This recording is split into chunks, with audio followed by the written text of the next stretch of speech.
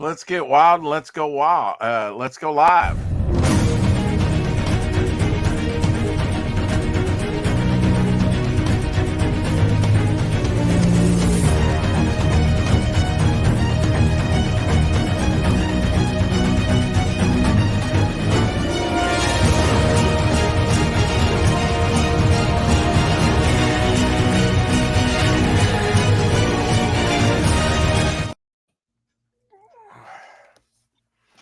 Wow, man, we were trending #1 over on Fun My Comic, but sadly we've slipped a little, a little since then. But yeah, we were earlier today though, but we were trending #1. Nice. Wonderful. Hey, are you ready for the solar eclipse? I mean, it's going to be totally dark here for 2 minutes Monday. That's what they're saying, right? You're, I don't think we're going to have much happening over in this area. I don't think. But yeah, there's some people it's going to be total, Right. Yeah. Yeah, I guess we're supposed to be in the viewing area. I don't. It's been weird this year though, because they're like putting out all these weird messages about the quality of the light and how accidents go up. I've never heard this stuff before, and Dude, I'm with you. I've never heard that either. And they've been talking about like make sure you go to the store and get everything you need for what? For 2 minutes of yeah. I've never heard. What are we, savages? Oh my God, the sun is being eaten. I'm gonna sacrifice my second born. What? Your second born? Okay. No, I'm kidding. Yeah. Start tossing people in the volcano real quick. Enabled to me. Yeah, right. It sounds like some old Mayan stuff. Yeah. So, Dio, how you doing, my friend? Can't complain, brother. Just I'm amazed that I got the books out and I got another campaign up and ready to go with a baby who is now a month old today. So wow, man, that's kicking some ass. I'm trying, man. I'm trying. The missus is doing all the hard, heavy lifting, so to speak. But we're just going on very little sleep over here. But we got all the books out. I think I've only had one return. Two returns due to a mistaken address that I've been given. But other than that, my campaign's up and ready to go. Jolly gave me a lot of help getting this thing back up. So nice. Yeah, I'm stoked to hit live. And I actually waited today, so I'll hit live when I'm on with you guys. So excellent. All right. Excellent. Well, don't lose your hair looking over forward to finding out more. I'll try. I'll just this side right here. I'm starting to look like Wilford Brimley had a baby with diabetes. Oh man, gotta start hitting the treadmill. Oatmeal, it's good for you. All right, I got one word for you. No need for a lengthy explanation. Just say mange. Mange. Remember the mange. I think that used to be a thing. Yeah, I mean, I went to my local not comic shop, but my local bank and got glasses. Nice. Oh, they had them at the bank, really? Yeah, they had free ones, printed up. I could go over there tomorrow and probably get a few more. It's just I picked up one party.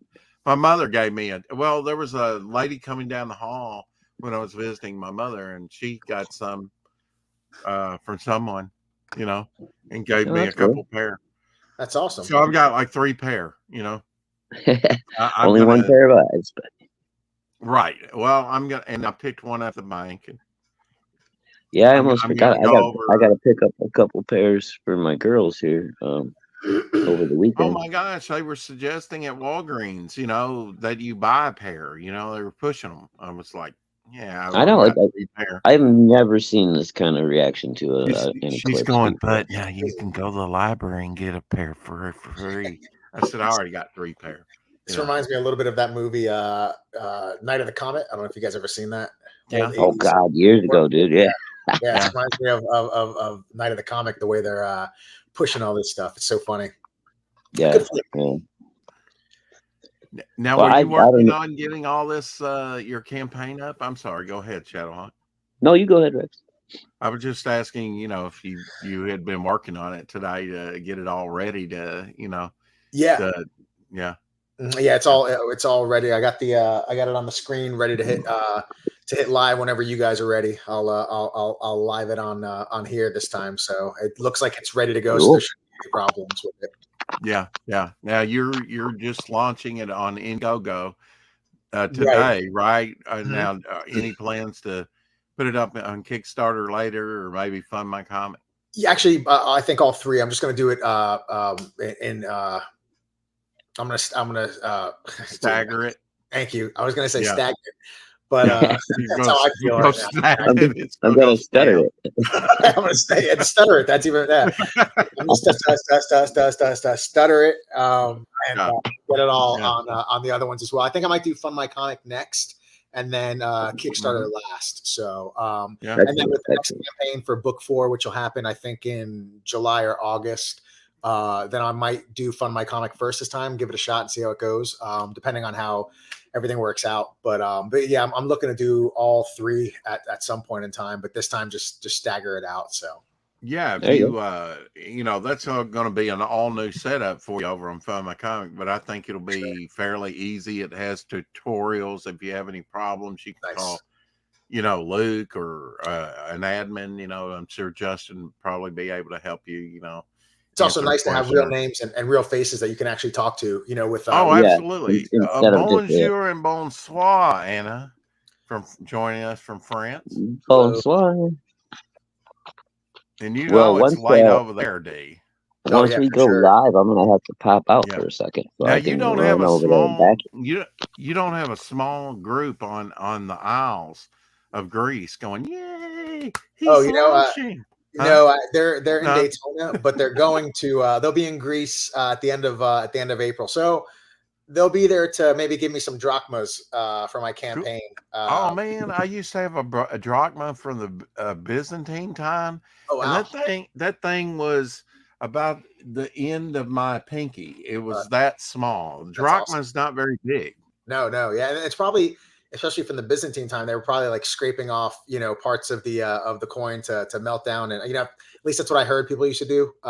Yeah, yeah. Oh, To really? Well, I Oh, mean, it was just like a yeah. little.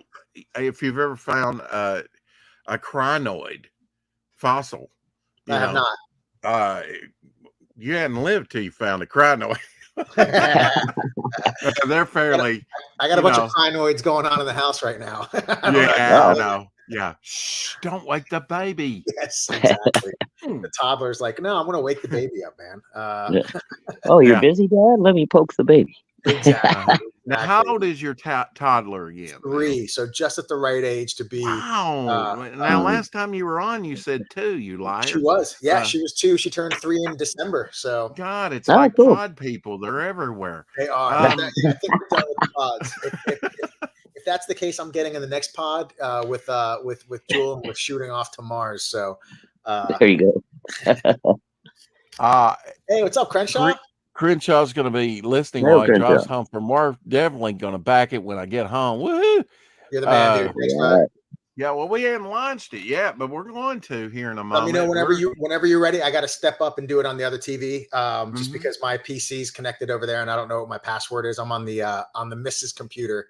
Oh, So I got you. Ah, Yeah, yeah, yeah. So you said you've got some slave labor at home right now. we're Well, I mean, in a way, you said she was doing all the heavy lifting. What you got her doing? Building a pyramid out back, or what? it seems like it. Well, I'll tell you what, with the younger ones, we're gonna have some slave labor for sure. We're gonna have the sweatshop going. So the 3-year-old can color really well. She's actually a really good artist too. She can Hmm. draw really well for 3. And I know I might be, a doting father, but no, A little biased. she's Yeah. actually yeah. no, she stays in the lines, dude. It's pretty Look, crazy. She's been doing it since. what? It's I it's mean, nuts. your wife is a colorist. Has she had time to even color anything So of late?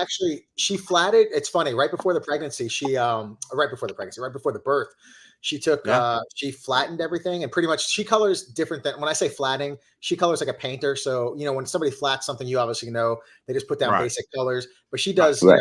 she paints. So to speak, that's her technique. So she's already colored all of issue 3. We're just waiting. That's why I've given myself 2 months, 2 month period this time with the book.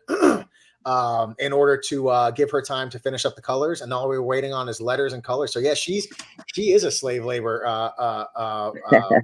I'm putting slave labor on her. It's insane, but yeah, she banged it out relatively quickly. She's just that good. If it was me, it would have taken longer. So yeah, we have 2 months for her to finish up the colors, I get did letters on. this, she's in the emergency room going, I got to get this done. Exactly. I'm like handing her the iPad. She's like, to take a picture of the baby. I'm like, no, finish page 30. It's almost done.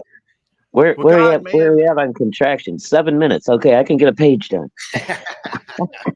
Awesome. Well, that's I want great. to get rid of I'm loving her color work. So let's go ahead and launch this thing. All right. So, because we'll have complaints. Well, I wanted to back, but you haven't even launched it. So, all right, Rex. Well, I'm going to be gone for a minute because I'm headed over to Indiegogo. I'll be right back. All right, I'll be right back. I'm going to hit the launch button. Yeah, let's do it. Get out of here. All righty. Oh, I like that icon. Yeah. Let's see here. You know what happened with my own launch, right, D? No, what happened? They were sending me the launch. I did it over on Red Valkyries, and they sent me the link, but the link wasn't coming through. I had to come through the chat to get on the show. By the time I got on, like 2 minutes later, we'd already launched, and I already had a couple of backers. Oh, that's hilarious, man. Yeah, it's always something, So I just hit launch. I think we're good. Oh, let me go over here. I'm still. I had the link for Tome Reckoning, but I don't know if I can renew. Yeah, I can renew this thing. That was for the sign up. Let me see if it goes live. Yes, it does. Oh God, Sweet. He's wanting to be first backer, son of a. Oh, you got okay. All right. So let me bring this up here.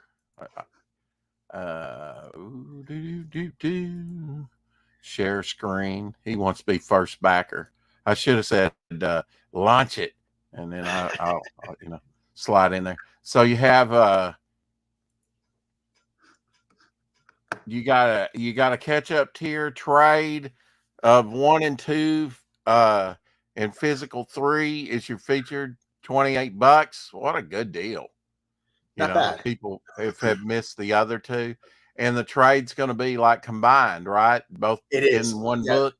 Yes, sir. Yeah. So that'll be 74 pages, I think, in one book, and then 30 for the floppy. Also, there's Jewel, your wonderful wife, colorist there. Yep. All right. Go for the blondes, huh? Is it's she funny. Really a blonde?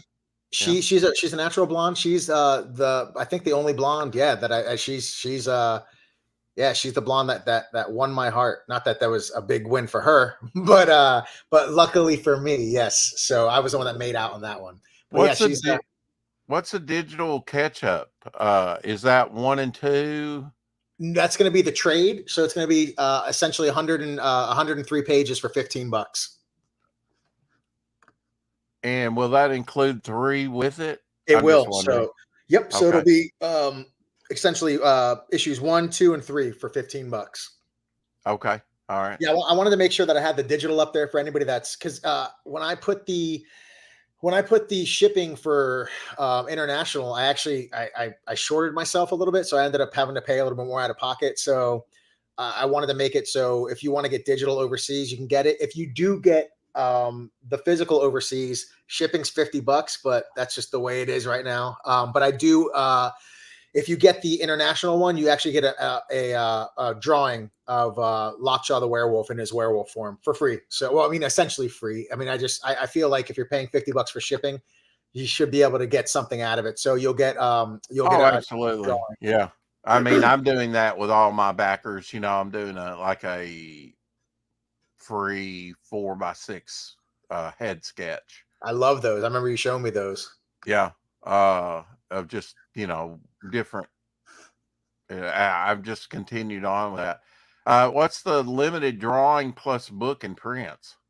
So that's essentially with this, you get the third issue, which is 32 pages, 30 pages of story, two pinups. And then you get 3 prints. You get the Hellbound print drawn by the cover artist, Ed Herrera. And then you get the werewolf Lockjaw Wolfman print. And then you get the Maureen print with all the dead ghosts behind her. And then you get a 1 of 50 drawing of Hellbound. And it's the size of a comic book. So 6 by 10. And there's only 50 of those. I have them split between 2 tiers, so 25 and 25. Now this image here on the left, your wife colored that. I She know did. right before she had your child. That was probably the last thing she did, right? That, Before well, it's funny. That was the last finished piece she did. So, and she did that so quick, it was insane. And then after that, then she colored 30 pages of the comic, and they're gonna look just as cool as that one when she's done. So my favorite birthing joke of all time has to come from a Thanksgiving movie, Planes, Trains, and Automobiles. oh, good movie. Yeah, where he says she's tougher than she looks. Last one she had came out sideways. I love that. Hey, K-Pop. K-Pop in the house. We have a Gable penny shot. Unfortunately, I really thought about taking his wrench away from him earlier today. He just doesn't know how lucky and how stressed I am or whatever. Crenshaw, and I try and take it in stride. Unfortunately, he's got to go. Maybe Eric will be back. He had to get groceries. You got to do what you got to do. Yes, you do. You got to eat. Oh yeah, you got to eat. We got Caleb Reynolds in here. Excuse me. And then of course there's me, unfortunately, and Shadow, unfortunately. So funny. Well, you know, self-deprecation. You got to do it, man. Hey, listen, I'm a big proponent of that. I think if you don't have the will to laugh at yourself, you're going to be taking life a little too seriously. So, are you kidding? I don't even have the will to live. Anyway, I'm losing it, man. I'm with you too. I know. Finally, 2 children, one more. Awesome. Shadow, thank you, brother. That's funny, Rex. Now wait, now No hey, problem, okay, dude, no your sexes of your children are what? You got 1 girl and you got 2 girls? 2 girls. Right? Yeah, it's a feminine household. God, you won't go to the bathroom for say 18 years. I know. Damn. It's insane. Insane, yeah. Man. I know. I had 3 girls in the house at one time. It about killed me. Oh, welcome to my world, Dio. That's so funny, man. I'm with a bunch of girl dads. I love it, dude. I'll be learning from you guys, dude. Yeah. Well, then I swapped and got 2 boys in the house, and one of them was special needs. It was like, oh man.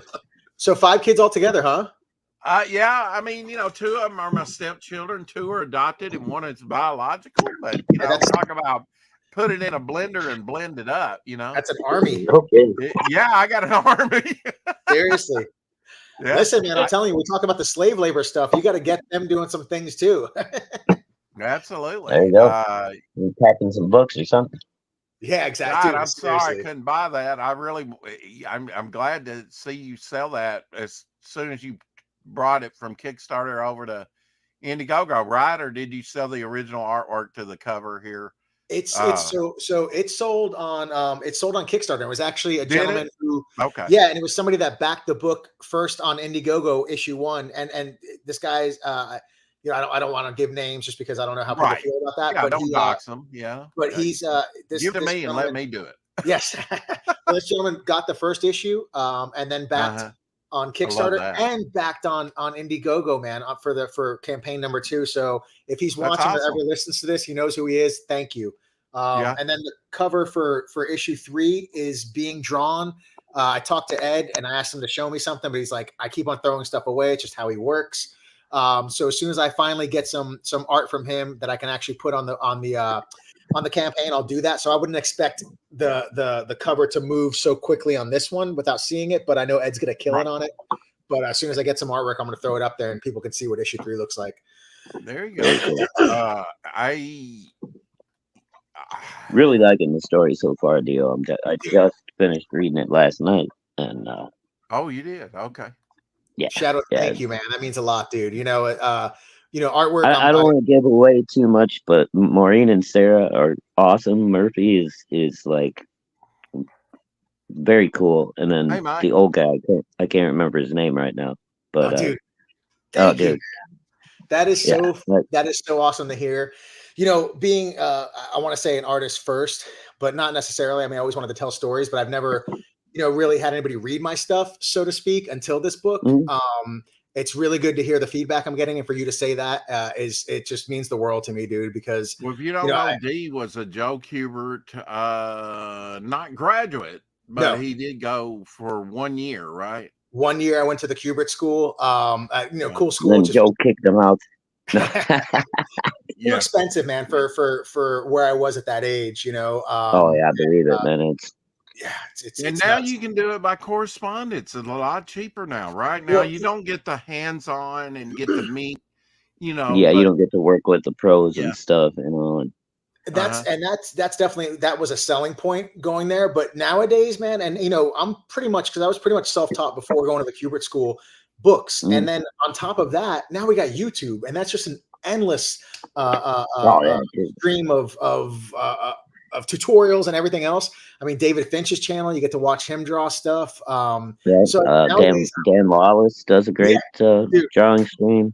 Lawless has a good stream. Yeah, and frankly, it was not the drama or any of this other crap going on. It was Ethan drawing comics in the early days and having, okay, this is 1 point perspective, 2.3, and I found those later on his channel. But just the drawing streams. I remember one, he was doing Iron Man and Green Lantern mashup thing, and it was like, wow, that drew me back onto YouTube. I'd been on YouTube before.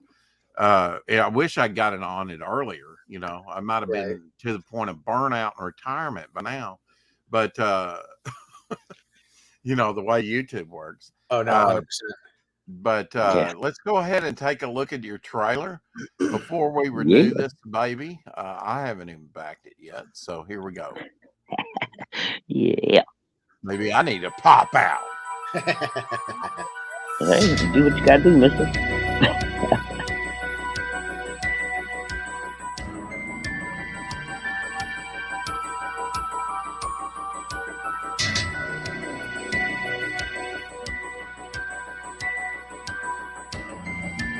Don't die on me, D. I see you back there.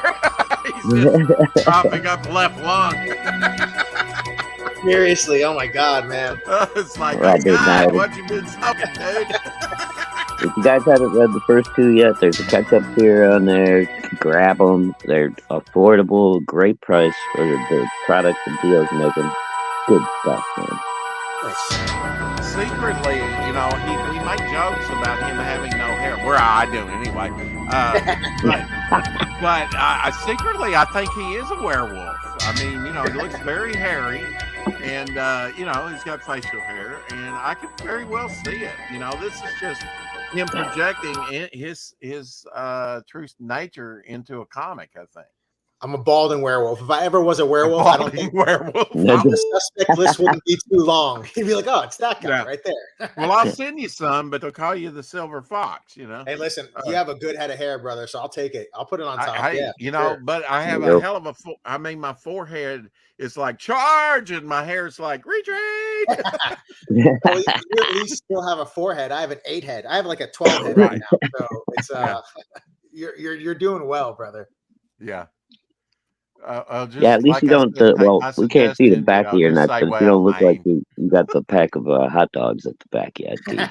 No, I don't have the Frankfurter neck. No, that's Frankfurter neck. I watched Michael York in Logan's Run yesterday, and that guy's got a neck on him. He's like a freaking giraffe. I'll have to look at that. If you take a look at him, he's got quite a neck. Really? I never noticed it, but yeah. Check it out, man. Yeah, I have to. It's been a while since I've seen it. What'd you say? Logan's Run? Yeah, I mean, the next thing I want to do is get those George Perez drawn Logan's Run issues that Marvel put out, because George Perez drew. Hey, keep up. Oh wow. Yeah, and that's his early stuff. I prefer his early stuff when he was getting started. Now, his latter stuff, his musculature was like it all became kind of the same to me. I like the more loose Perez, the one that's exploring now I like it all. Don't get me wrong, but that was what first drew me to comics and first drew me to his artwork. And it never, when I'm going through my collection, I've been going through my collection recently, D, and bringing up the files, the pictures and stuff, and I'll go, Mhm. ooh, Perez, and I'll go, you know what? I bought this and bought that back in 80 and 77, blah, blah, blah, blah, blah. I'm like, if he did it, I was kind of drawn to it, Mhm.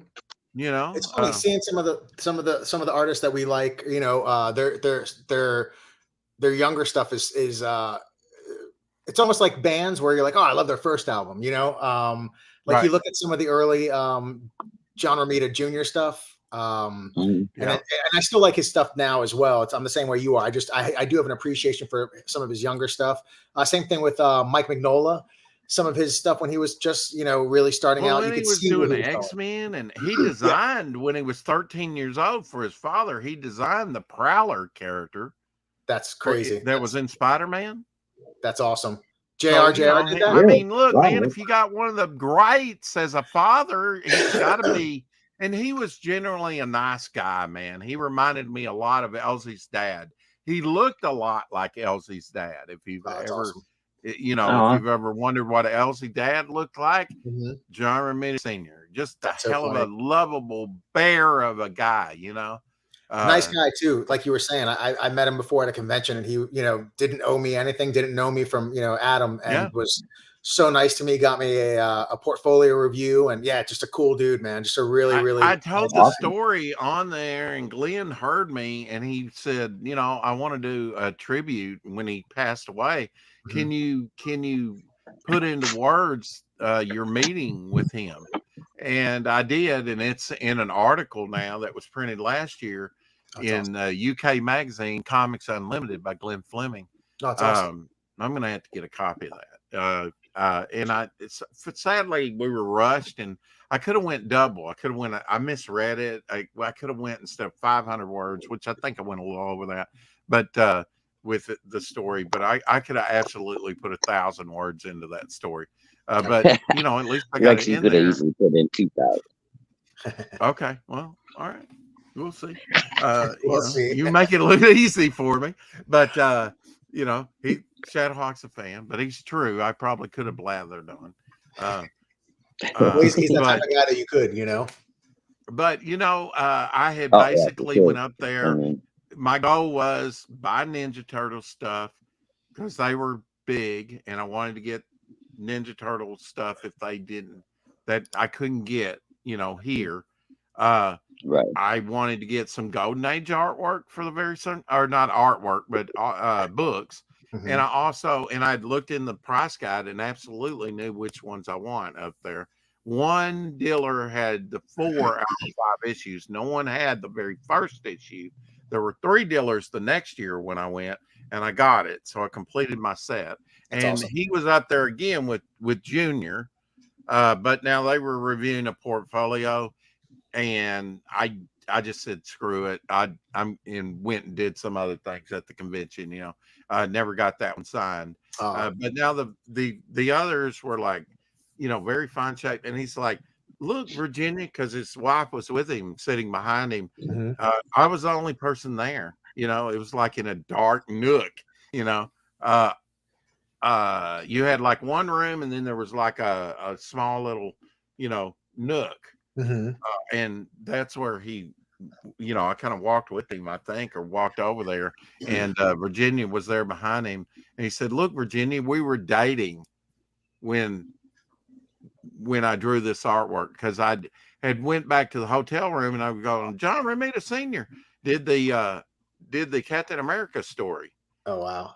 And so he signed all 4 copies and That's had a good awesome. moment. Look, I mean, he lit up. It was like I haven't seen this stuff since I drew it in the How early cool is 50s. that? No, that's Yeah, awesome. it was a good moment, And And you could tell he had the love for the medium and for the fans. You know what I mean? mhm. Uh, and that's something I think that a lot of new artists and creators need to be, I guess, aware of. You know what I mean? Like the fans are who get you where you are, and you're doing something that people would kill to do professionally and get paid for. So I think that old school mentality just it needs to make a comeback and not that everybody's like that, you know what I mean? But I think it's just those old school guys, something about them and the way they handled themselves and the way they handled fans and whatnot. Just it's unique, you know. The Now old the old school. we have to remind people, if you go over to Indiegogo, absolutely zero that tip thing out, or Oh, yeah. yes, they for will. sure. That's one Dude, thing they that just people tried to forget. charge me a $10 tip on 2 books, which was, and again, deals doing a great deal. They're only $10 each. So it was a $20 total. They tried to charge me half of that for their own tip. That's Like, you insane. got to be kidding me. Yeah. And It's, before they used to give you the option to not let them do that, but now they don't give you that option anymore. It just well, you have to go in and adjust it yourself. You can change it back down to 0, but if you don't go in there and change it yourself, they automatically tack it on. right. But I know before when you were doing your campaign, it would say, "Do you want to let Indiegogo ask for a tip?" And you could put no. And now it just doesn't even. Oh, Yeah, it doesn't even ask well, that it anymore. don't even ask you anymore. No, Okay, yeah, yeah, it's yeah.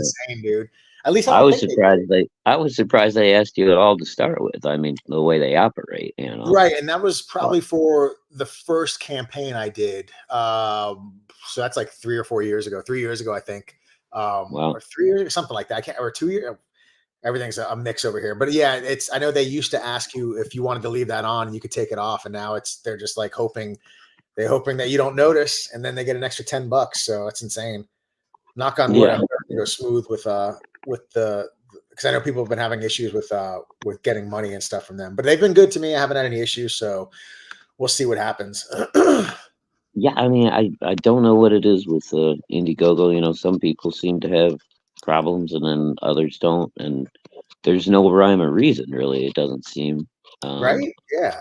we've been talking about this for a couple of years now, with like people getting shadow banned, and there's like, okay, they're shadow banning CG people, but then you see somebody that's totally not a CG person, and they've been shadow banned, Yeah. and then it's like, so you're like, okay, what's going on here? You Yeah. know, And they're making, I mean, I've, not just the comic side. I mean, they're making money. I mean, there's definitely big campaigns over there. So I don't know. Yeah, I don't know what the oh deal yeah, is, they man. do. It's strange. Mhm. Yeah, and they Maybe do a lot. I mean, I'm sure comic books are probably a small percentage of their, entire business, it because they has do to a be. lot of like, inventions and new products and all that kind of stuff. So Yeah, right. I mean, let's see here. I don't know, dude. It's very weird. I've been trying to figure this out and put some kind of logic or reason to it, since it started happening, and I just can't even pick up a pattern. You know, it, Yeah, and I it, wonder if it's it just because seems they're like it's, CG or CG associated people quite a bit, but then again, you get really weird ones that are tossed in there too, that like are not part of our it's community. It's crazy, yeah. Because I'm looking at their just at their normal stuff, like their audio stuff. They have like $4 million campaigns and $2 million, 433,000, Wow. 7 million Okay. yen for these headphones. So maybe it's Holy because moly. they're uh, just going with AI or automating a lot of this stuff, maybe. Or yeah, I don't Yeah, know. it could be. And then that's not to say that that's why people are getting I shadow mean, banned. You can't find anybody to yeah. talk. You know. Well, my going theory for a little while there was about a year ago, year and a half, I think. Yeah, it might have been closer to 2 years. Kickstarter had like a big turnover, and they got rid of a bunch of their SJW crowd type people. Right. So my theory was that's about when things started getting wiggy over on Indiegogo. I think maybe somebody from Kickstarter ended up getting a job at Indiegogo because then, oh, I got experience with crowdfunding and blah blah blah. Makes You total know, sense. And they have experience with shadow banning as well.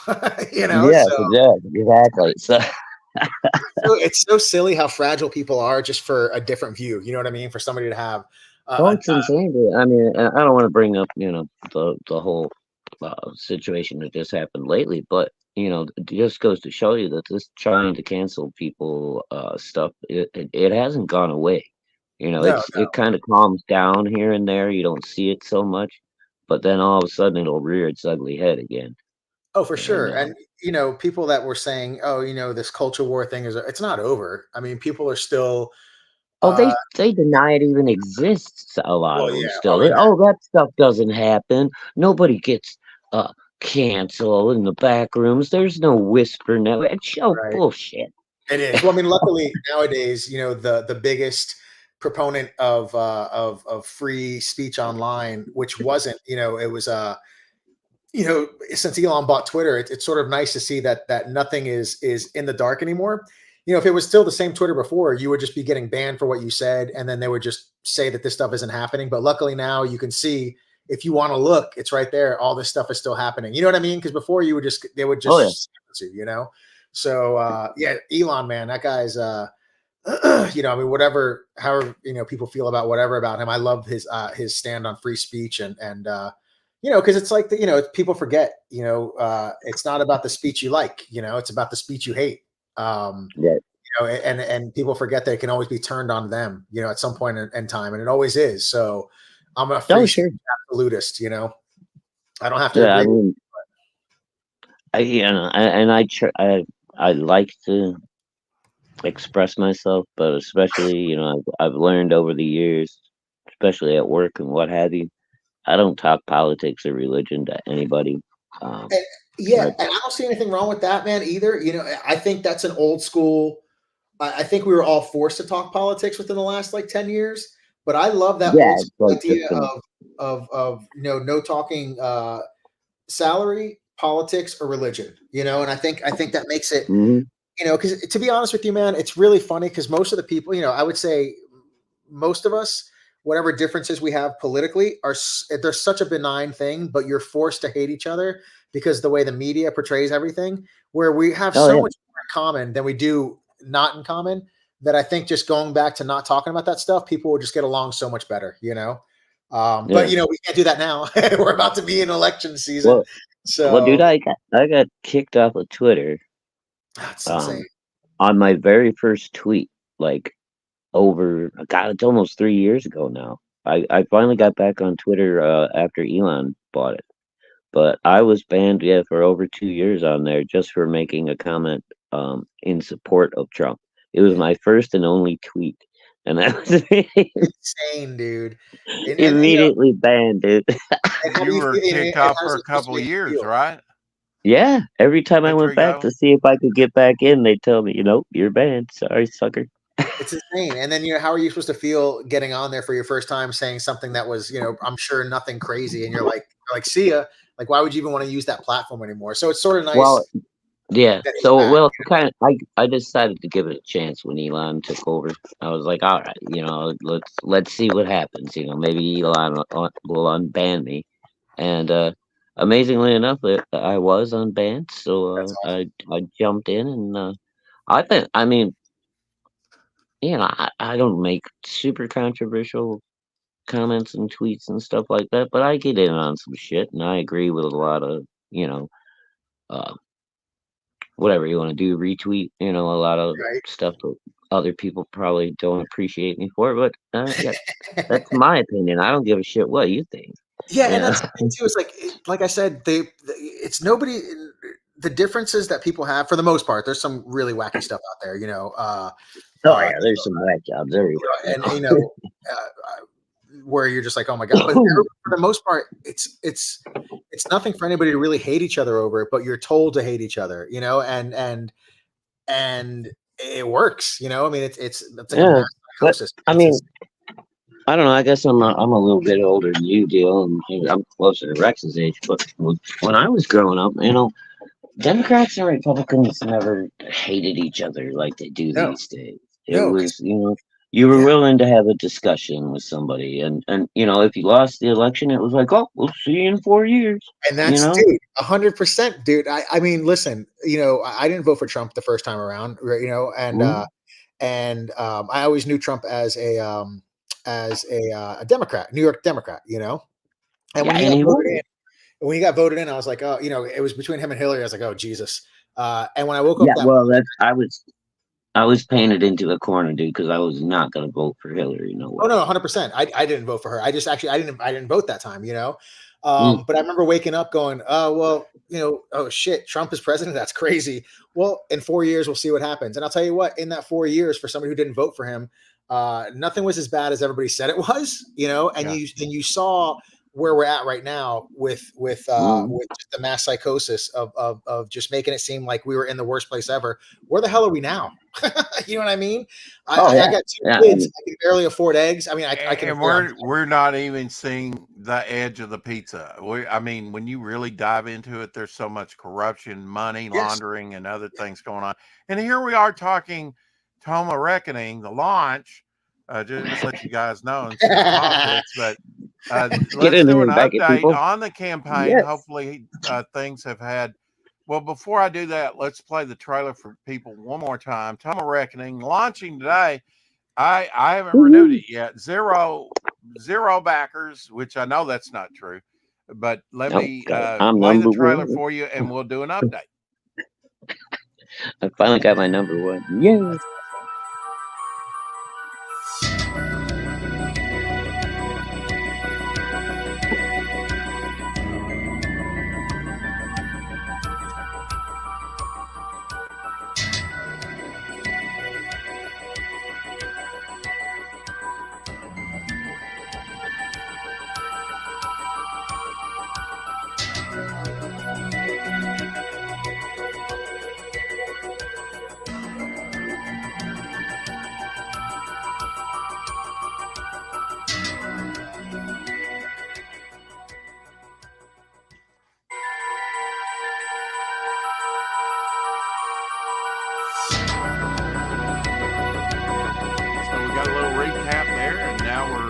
Issue 3 on the trailer. Exactly, yeah. Get some of that new stuff out there.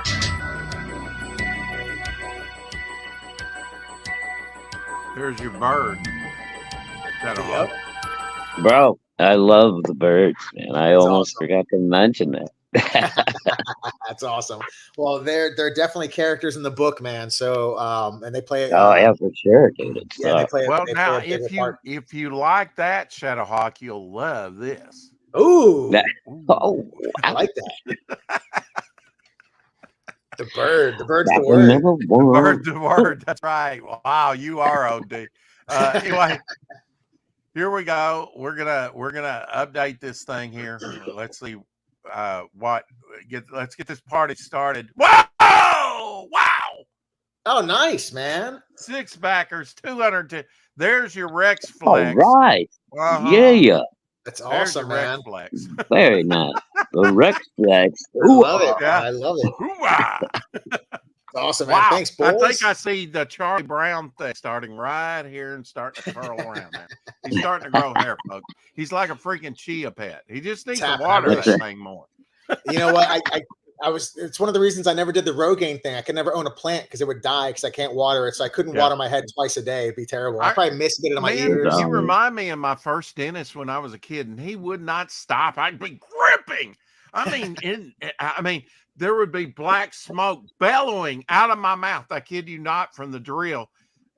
When I was a kid, he looked like a freaking mad scientist. And I mean, the tooth was heating up. I was so stressed out. Dentists have stressed me out more than I had 1 root canal. Never again. Oh, wow. Ever. No, I stopped breathing. It stresses me. It took like a 2-hour procedure, and I'm like, Oh, man, no, thank you.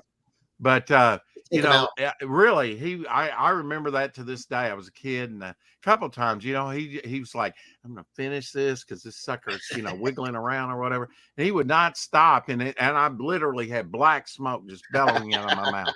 And I used him, and then eventually I switched over thanks to someone else to another dentist. I was like, "Thank you." I said, when you retire, I'm going to cry and he worked all the way up till he was 82 years old. Oh, that's awesome. And I just about cried when he retired because he was painless. He was a saint compared to this other demon that I had for most of my life. Crazy, man. Yeah, I mean, some of these dentists are sadistic, man. They like get you strapped. I have you now. You know, they're like Oh, Steve Martin in that one movie where you see the mouth. Little Shop of Horrors. Yeah, exactly. That's awesome, man. Yeah, it's like never touch me again. I got one guy, D. He's not numbing out. It's abscess. He's given me 8 shots already. He said, "Well, I could give you a 9th if you want." I was like, "No, let me the hell out of here." He's like taking the instrument, putting it against the other tooth and that tooth, and trying to break it off anyway, even though it's not fully numbed out. I said, "Man, you son of a bitch." I said, Wow. I didn't really say that, but that's what I was thinking. I was like, Oh, 100%. I said, I have never had someone cause me so much pain. I will not be back. And I didn't, I didn't go Good. back. Yeah, I mean, Yeah, that's there. Oh, It just and even my current dentist, he's a nice guy. Got family guy, Christian guy, whatnot, good guy, but it just seems like they're into it for the money. I didn't go back for my cleaning because they want to do an x-ray every freaking time. It's like, who can afford to go to the dentist? This is nothing but a ripoff. You don't need an x-ray every time I show up. No, yeah, and it's a bunch of crap. Good to get an x-ray every time either. You know what I mean? Like, come on, guys, what are they doing? It's insane. Yeah, you're right. Yeah, now they're irradiating your brain and your spinal column and stuff, like what, twice a year or something for no reason. It's insane. So by next year, expect me to look more like D. I got it. My hair fall out. No, your hair's hell yeah. From all that X-ray. It's awesome. You'll be hanging in there for a while yet, Rex. You still got a pretty good head of hair. Do you remember, like on Saturday mornings, they would have those funny little shorts that were done back in the 30s, like that would tell you things in history or something, or funny little skits that they would do. I wish I knew what it was called, the Follies or something like that. I don't know. It was like little news clips from back in the day, and one of them was how they accidentally discovered the X-ray. It was like a chemically treated piece of cardboard, and he accidentally knocked it over in front of a light, and he went to move it, and then it X-rayed his hand behind it. It was like, whoa. And that's how it was, a pure accident. There's most of they were doing accidents through history where we made quantum leaps in our science, purely. It's crazy. It's crazy, right? Like, had that not happened, what would have I mean, where would we be as a society, or where would medicine be? It's pretty crazy how a lot of that stuff happens, and it's a lot of that trial and error, the radium, the women taking the the brushes and to keep a sharp point, you do this with your mouth, and it's radioactive, so it's like you see them a few years later and their jaws eaten away. It's crazy. And even then they probably didn't have feeding tubes or something. How do you survive something like that? It killed people, 100%. And they're like, workman's comp. Yeah. Are you kidding? I mean, we didn't even have Social Security back then, It's like something I saw with green paint, I guess. I can't remember when it stopped, but it was radioactive as well.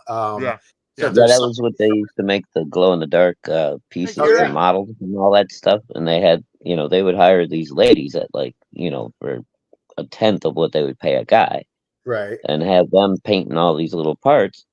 And like Rex was saying, they would keep their paintbrushes, pointy by smoothing them out in their mouth. The dolls, so that it would glow in the dark on the watches, in the dark. I think I even had one as a super kid. detailed too, crazy work. So just crazy stuff.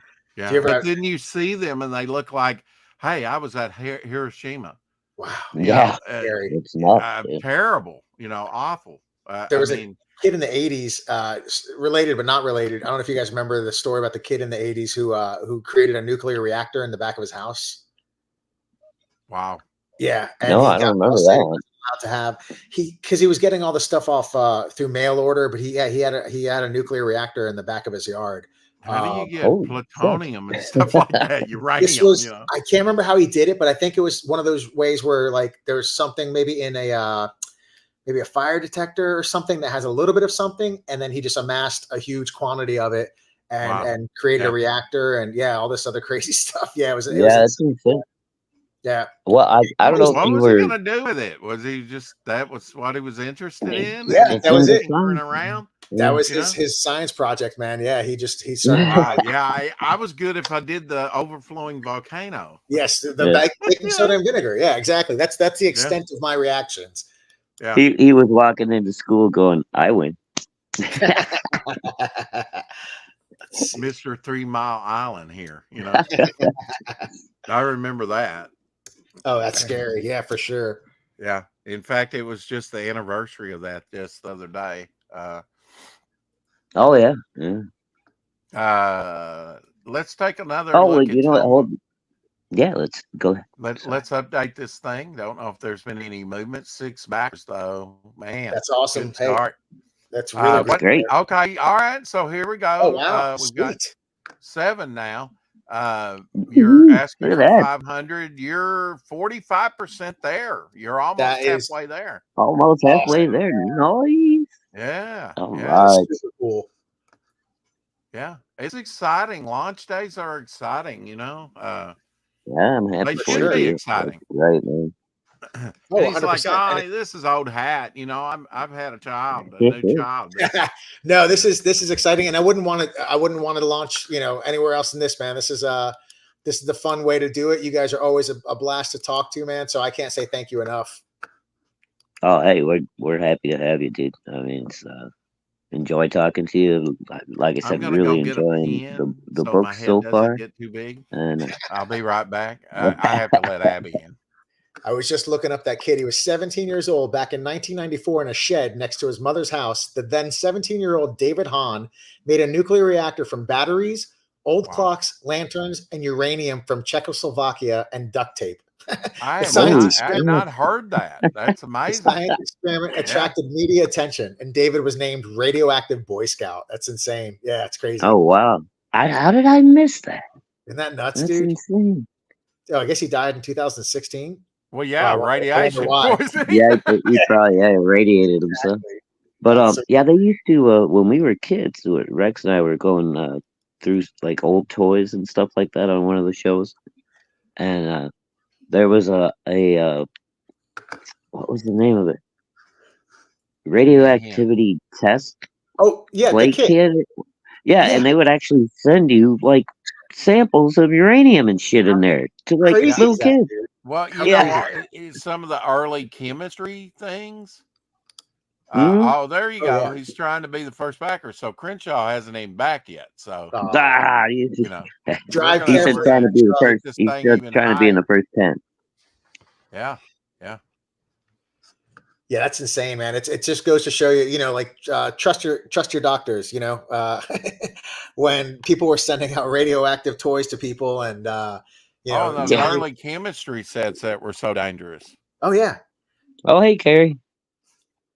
Oh, deal. Then my first family doctor, like our general practitioner or whatever. uh-huh. This dude, he was this old Greek guy, dude, and he had the hair coming out of the ears and all over the place. He constantly chain smoking in the office, rolling around on one of those little 3-wheeled chairs. Come Hilarious, here, dude. kid. That's It's like, so always had a cigarette going. right. I mean, it's like the doctors promoting cigarettes back in the day. Chesterfields, Mhm. the healthy alternative to a Camel. Yeah, it's insane, man. That's why Yeah, dude. it Doctor. Well, I guess I can say it. Nobody's gonna remember who he was. It was Doctor Coletis. He was but like I said, he that's was definitely a an Greek old. name too. Oh yeah, he was a cool old dude, man. I loved him. He was a great doctor. But like every time I walked into the office with him, he was just like always had a cigarette fired up, a big cloud of smoke around him everywhere he went. It's hilarious, dude. You're like, oh Uh, man, different. It's a different era, man. It's so funny. And then it's funny because even though he had that going on for him, he was probably very personable. Whereas nowadays, it's just in and out. oh yeah, dude. No, he was Ill great. I will. mean, he took it was an actual family doctor at the time. He took care of my dad, my mom, me and my brother, and like he knew what was going on with us. He would keep up with our files and all that. Well, let's see. Last time you were here, but how's that going? Right. It's like they actually Doctors don't. cared. You know what I mean? Like, Yeah, yeah, like they actually gave a crap. And I don't think anybody does anymore. It doesn't seem like they do. And if they do, they're somebody you got to cherish and make sure that you actually go to, because it's hard to find a doctor who gives a damn, man. It's and Yeah. luckily I haven't, knock on wood, I haven't had to go to the doctor for anything in years. But I've had, family members where I go and I'm like, oh, you guys are just ridiculous, man. You're just looking to nickel and dime anything you can get out of the insurance, and you don't really give a rat's ass about how, Yeah. how everybody's doing, it's Well, we insane. got Insane. really lucky with our youngest daughter. She's 13 now, but when we found her, uh, oh God, I can't think of the baby doctors. A pediatrician. Pediatrician, yes. Really lovely ladies, and super bright. You could tell she was always like dressed super sharp and everything, and just really cared about the kids. Was on top of everything. I loved her to death. I never went to the visits that often because I was usually working like 12-hour days, during the Totally. day, and then my wife would take the baby to the doctor. So it was probably she was about a year and a half old or something. I think the first time I actually made it to one of her doctor appointments. And the doc walks in and she's like dressed in this beautiful matching outfit and all this stuff. And so I'm like, wow, she's really nice. She's got a little bit of an accent, couldn't tell what it was. Very pretty, very smart. I'm like, she's been taking great care of the kid, first time I've ever Right. met her in person. I look down at her feet and she's got these crazy, like open toed sandals on, and she's got these like insane toenails, and they're like almost filed to a point, and then they're painted bright green, right? Whoa. I almost start laughing my ass off. I'm dying in the chair. My wife is looking at me. She's like, "Don't you do it." I don't know. She could just see my face. Oh, it's As hilarious. soon as the doctor walked out, she was like, "What's the matter with you?" I was like, "Dr. Dragon Toes." And then my wife starts laughing, and she's like, "You son of a..." Well, that would have thrown me off too. That sounds like an episode of the Larry David show where I think it's almost close to that, where it's the doctor's shoes were really bad, I think, or it's underwear. I can't remember what it was, but it Oh also my makes God. you're like, huh, what the hell's going on here, man? Oh, that is Yeah, too. 'cause, I mean, she was like beautiful, the hair, makeup, everything. I mean, you could tell, she spent money on her clothes, all that stuff. And I looked down at her feet, and she's got these crazy ass fucking claws going on. I'm like, what in the hell? Oh, it's hilarious, dude. Oh, that's so funny. Yeah, that And would have then thrown from me then off on, too. dude, and I mean, she was my daughter's doctor all the way up until God, I think 7 or 8 before we had to switch out, and like the whole time, every time she had an appointment or whatever, my wife and I would just look at each other and just be like, "Dr. Dragon Toes." So like, she probably started wearing closed-toed shoes after that. She's like, I'm not getting clowned on again. It's too Oh funny. no, no, I didn't laugh. I mean, I Oh hope no, no, no! I I was kidding. I was yeah, kidding. I know. It's funny. I will say that my the pediatrician for our kiddos, they're great. So yeah, maybe it's something with just being kids that you're not so annoyed with adults. You know what I mean? Where it's like yeah, everything. maybe, and well, I think, and maybe pediatricians, it kind of, if you want to take care of the really little ones and make sure that they grow up, maybe that seems like maybe you care a little bit more already. You know Yeah. what I mean? No, I totally, don't. totally. Yeah, I'm definitely. I feel lucky that the ones we got for for our kids are good. So, but it's that's one of those things too that just makes you worry later on. You're like, oh, who's going to be the doctor for my kiddos when they're older? And Oh, I know, dude. It's everything's a nightmare. it is. It Like, really, dude. 100%. That should be like a shirt. Everything's a nightmare. oh, my Like, youngest, she decided she was going to jump up on my pull-up bar because she learned how to climb in between the door frame. Use your feet to jump up and oh, grab a geez. hold of my pull-up bar. Right. And so she started doing that. I think she was like 5 or 6, so she was about 5, I think. And she was doing fine. She was, hanging on, letting herself down. Everything was good. Apparently, she wasn't paying attention one day, and she No. jumped up there, was dangling around. She decided to get down and forgot what she was doing and just let go Oh, and no. just fell face first, like right onto the kitchen floor, dude. Took out her whole front of her teeth, and they were all still her baby teeth. She had like 5 or 6 of them just got folded back. Oh my God, dude. It was like, oh my God, I'm rushing her to the emergency room and then the dentist, all that mess. And then she ended up having the braces. You know, she had to have the braces to make sure shit came in right.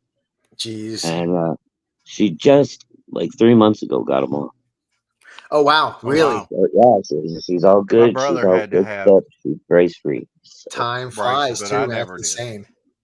Oh yeah, dude! I'll tell you what, it goes by in a blink of an eye. Well, I was checking the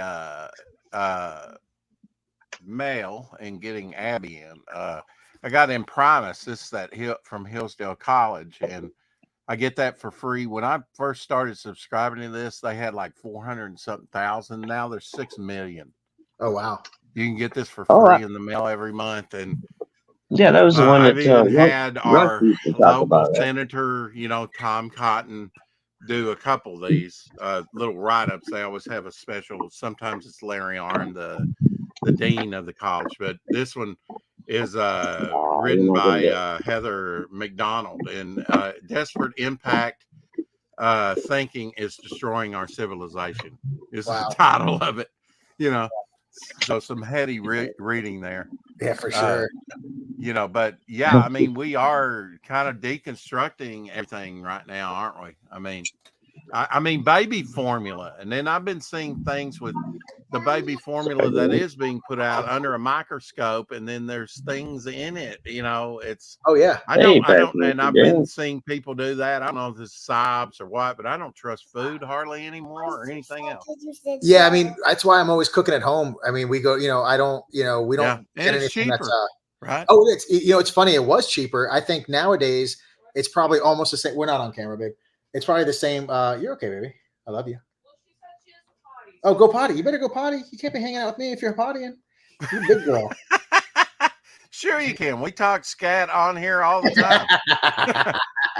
you stopped her in her tracks. She's like, yeah, okay. I know a little bit about scat. Okay, no, go on to the bathroom. Go potty. But yeah, that's so true. I mean, but even now, just cooking at home, the grocery store, it's unbelievable, dude. The prices right now. I mean, and I don't get I'm not getting anything crazy, and eggs, chicken, beef, all that stuff. Oh, that's awesome, dude. Thanks, guys. You're 54% there. 9 backers. That is insane, bro.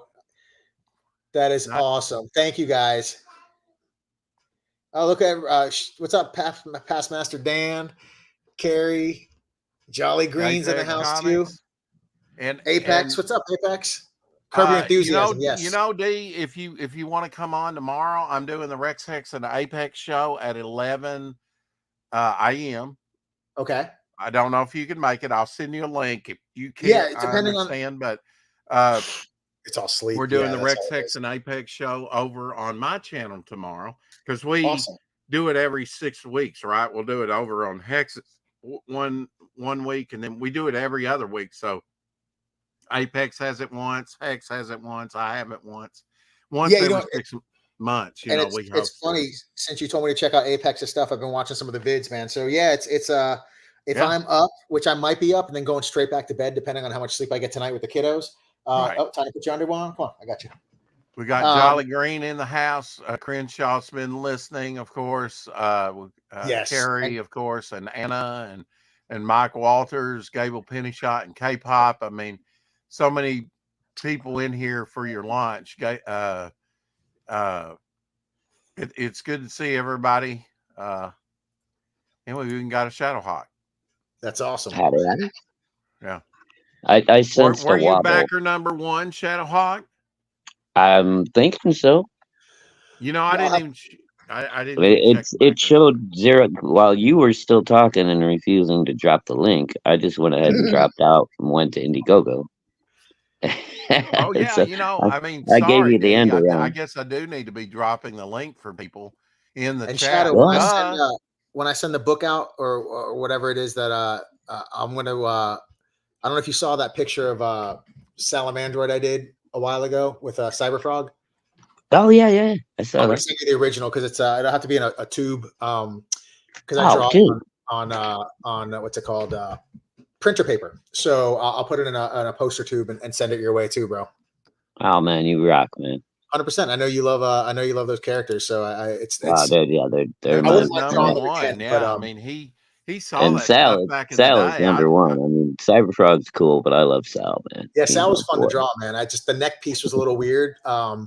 Yeah, that's the rough part on him, man. It's like trying to get that down. It really is. I think if I did it again, I could probably do a cooler version. What's up, baby?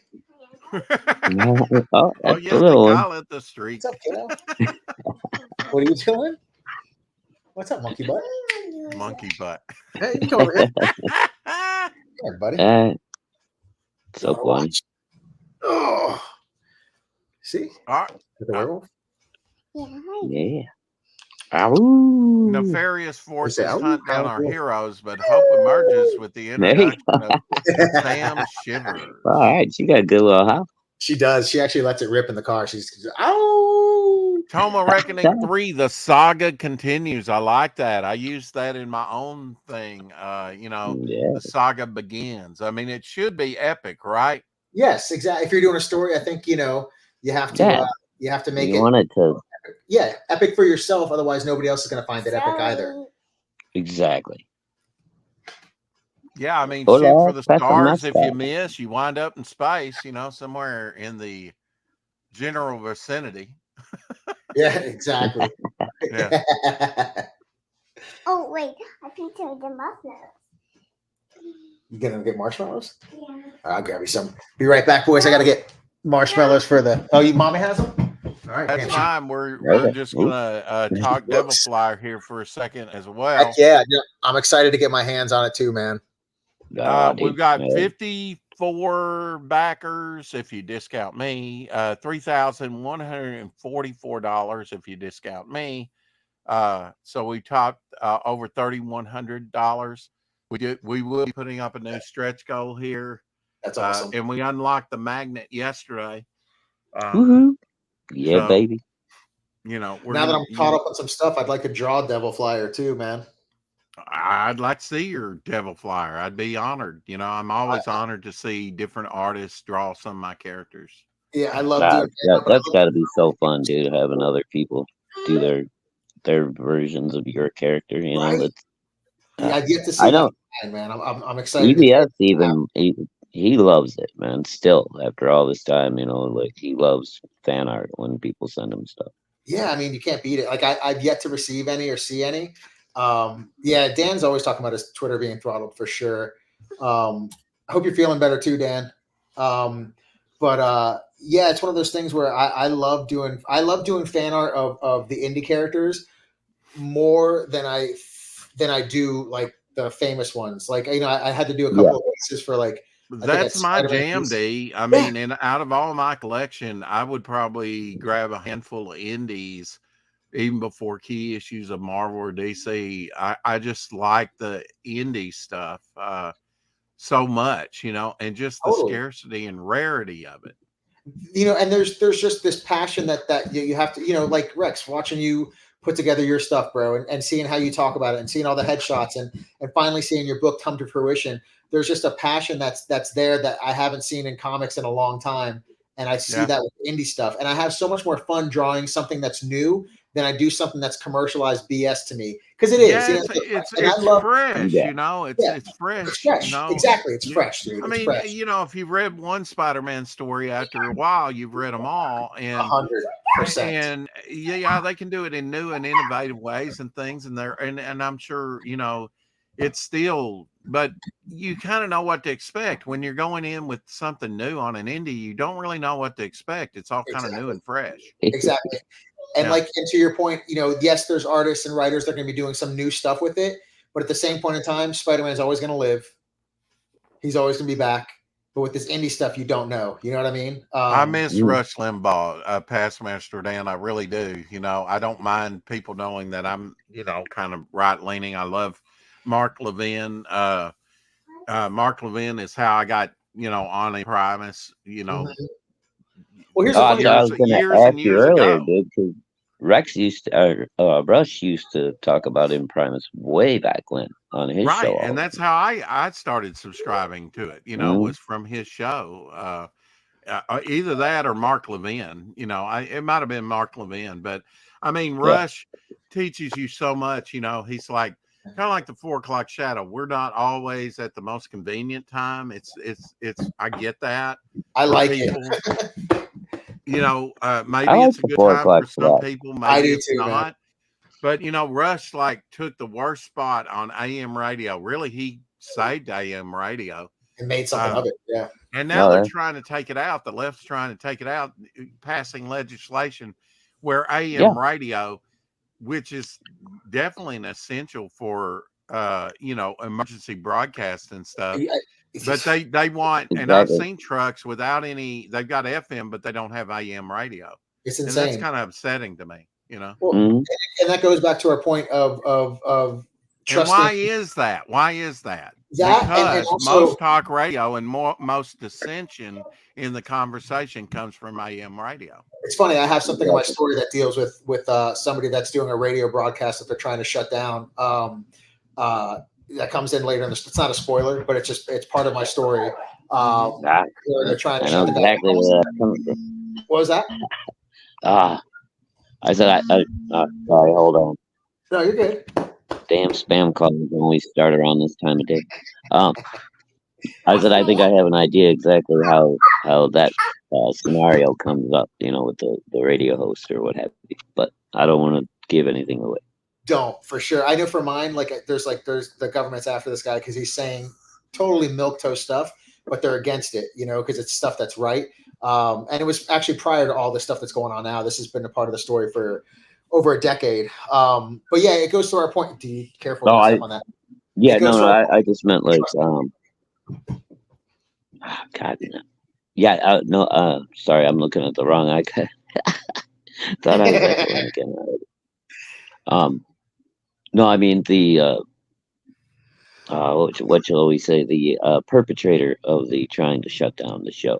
I think I know who that's going to be, but again, I don't want to give anything away for people who haven't read the book yet. Definitely don't. Yeah, but you know, it was to Rex's point of shutting down AM and trusting, you know, the authority, so to speak, goes to a point of before doctors recommending cigarettes and sending kids radioactive test kits. So it's always some dumb stuff that's being done in the name of authority, you know. Mm-hmm. And I'm stupid in the end. Yeah, I mean, you can't even have a dissenting. I'm sure I'm on many lists. You know, you can't even have a conversation. You know, if you don't go away with the narrative, and I don't subscribe to that. I wish we could really have free speech over here on YouTube. We can't. But I mean, isn't it amazing how conservative and more moderate, if you would, probably more moderate, the Democrats come election time, and then they just do about face after the election after they're voted in. Oh yeah, sure. Yeah. I mean, and you know, for me, I'm a registered independent because I vote on policy. You know, and it's one of these things absolutely. You know, I'm that way too. I'm not 100%. Republican, Democrat, or one party. I don't think. I mean, wasn't it Thomas Jefferson or maybe George Washington talking about party was going to be the death of the United States? I think, it's true. I think you know. Hopefully, the more people realize, you know, vote on policy, man. You know, it's just there you go. Oh, awesome, Crenshaw. Thank you, dude. Well, let's bring this up. Let's renew this thing, huh? Yeah, let's see where this baby's at. Bye on 10 packers, awesome, dude. Thank you. Yeah. Oh, he was number 10 too. That's awesome. Yeah, Crenshaw, you made it under the line, brother. All right. Yeah, I did.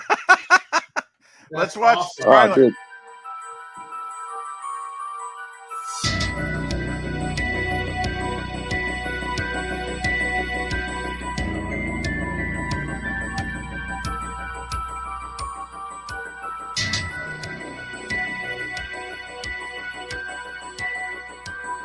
You're almost 60% there, brother. Which is insane, man. That's crazy. You come a long way, brother.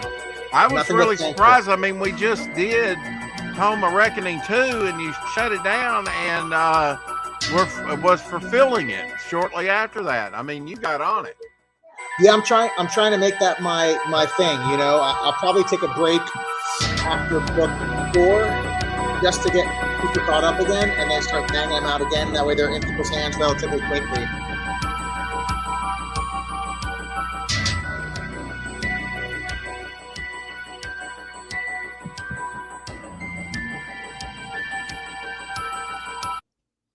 Past Master Dan saying that central cover. I think he's thinking about the werewolf dropping down. I think Yeah, so dude, too. I'm not I sure. love that cover too, Fastmaster Dan. That's it's my favorite so far. Jump one time. Yeah, the next one's gonna be a little bit more uh, government bad guy stuff. I think cover wise, and then cover 4 should be pretty balls to the wall, monstery. So Very cool. yeah, because this next one introduces a whole new cast of characters. Who are government people too, but on the opposite side of the spectrum, military guys. And then issue 4 introduces some more monsterific stuff. So the cover for issue 4 should be pretty crazy too. I know this guy's gonna kill it on the cover for issue 3 as well, but it might be a little bit less monstery. You know what I mean? Well, we didn't go through all the Hey, tiers, so Caroline. you can go. Let's take a look at this just a second. Sure. It's time for a reckoning again, a Tome of Reckoning 3 to be exact. The Tome of Reckoning 3 is 30 pages of story in a 32-page book. Tome of Reckoning 3 continues the horror adventures of Mo, Murphy, Sarah, and John. I like those. Those are simple names. Right. You didn't go with Rashim and Yeah. I mean, some books do. They're trying to show their intellect, and it's like, damn. I just, it's not a fun read if I have to stumble over every other word. Of course, you don't have to dumb it down either. But as they are hunted down by nefarious government forces, Book 3 expands upon the cast and world of Reckoning, the compelling storyline and art. We are running a 2-month campaign this time to ensure we have enough space to put the finishing touches on the book. We have a brand new addition to our family, and things are a little hectic. Luckily, line work and flats are done. It helps to have a colorist in the house, right? It does, man. It does. We just need to have lettered, finished colors and cover to call it a wrap on Book 3. 2-month run time is more than ample enough to get this done into your hands in a timely manner, as we have for both books 1 and 2. You have catch-up tiers for any new readers, so we won't feel left behind, as well as various price points to not break the bank, all the while delivering quality story and art. So if you love horror, adventure, conspiracies, and fun, come join the world of Reckoning and pledge to Tome of Reckoning 3. Thank you for your time. So you got the trade paperback 1, 2, and physical 3. Yeah, that's the one I backed. Just awesome, man. Thanks. Thank you. PDF issue 3 for $7. We got issue 3 physical, which is what again? That's all of them, right? Issue 3 is just the third issue. Okay, just third issue, and it comes. Everything comes with up is all 3, right? Yes, and everything comes with a PDF as well. So okay, limited drawing plus book and prints. I think we talked about that.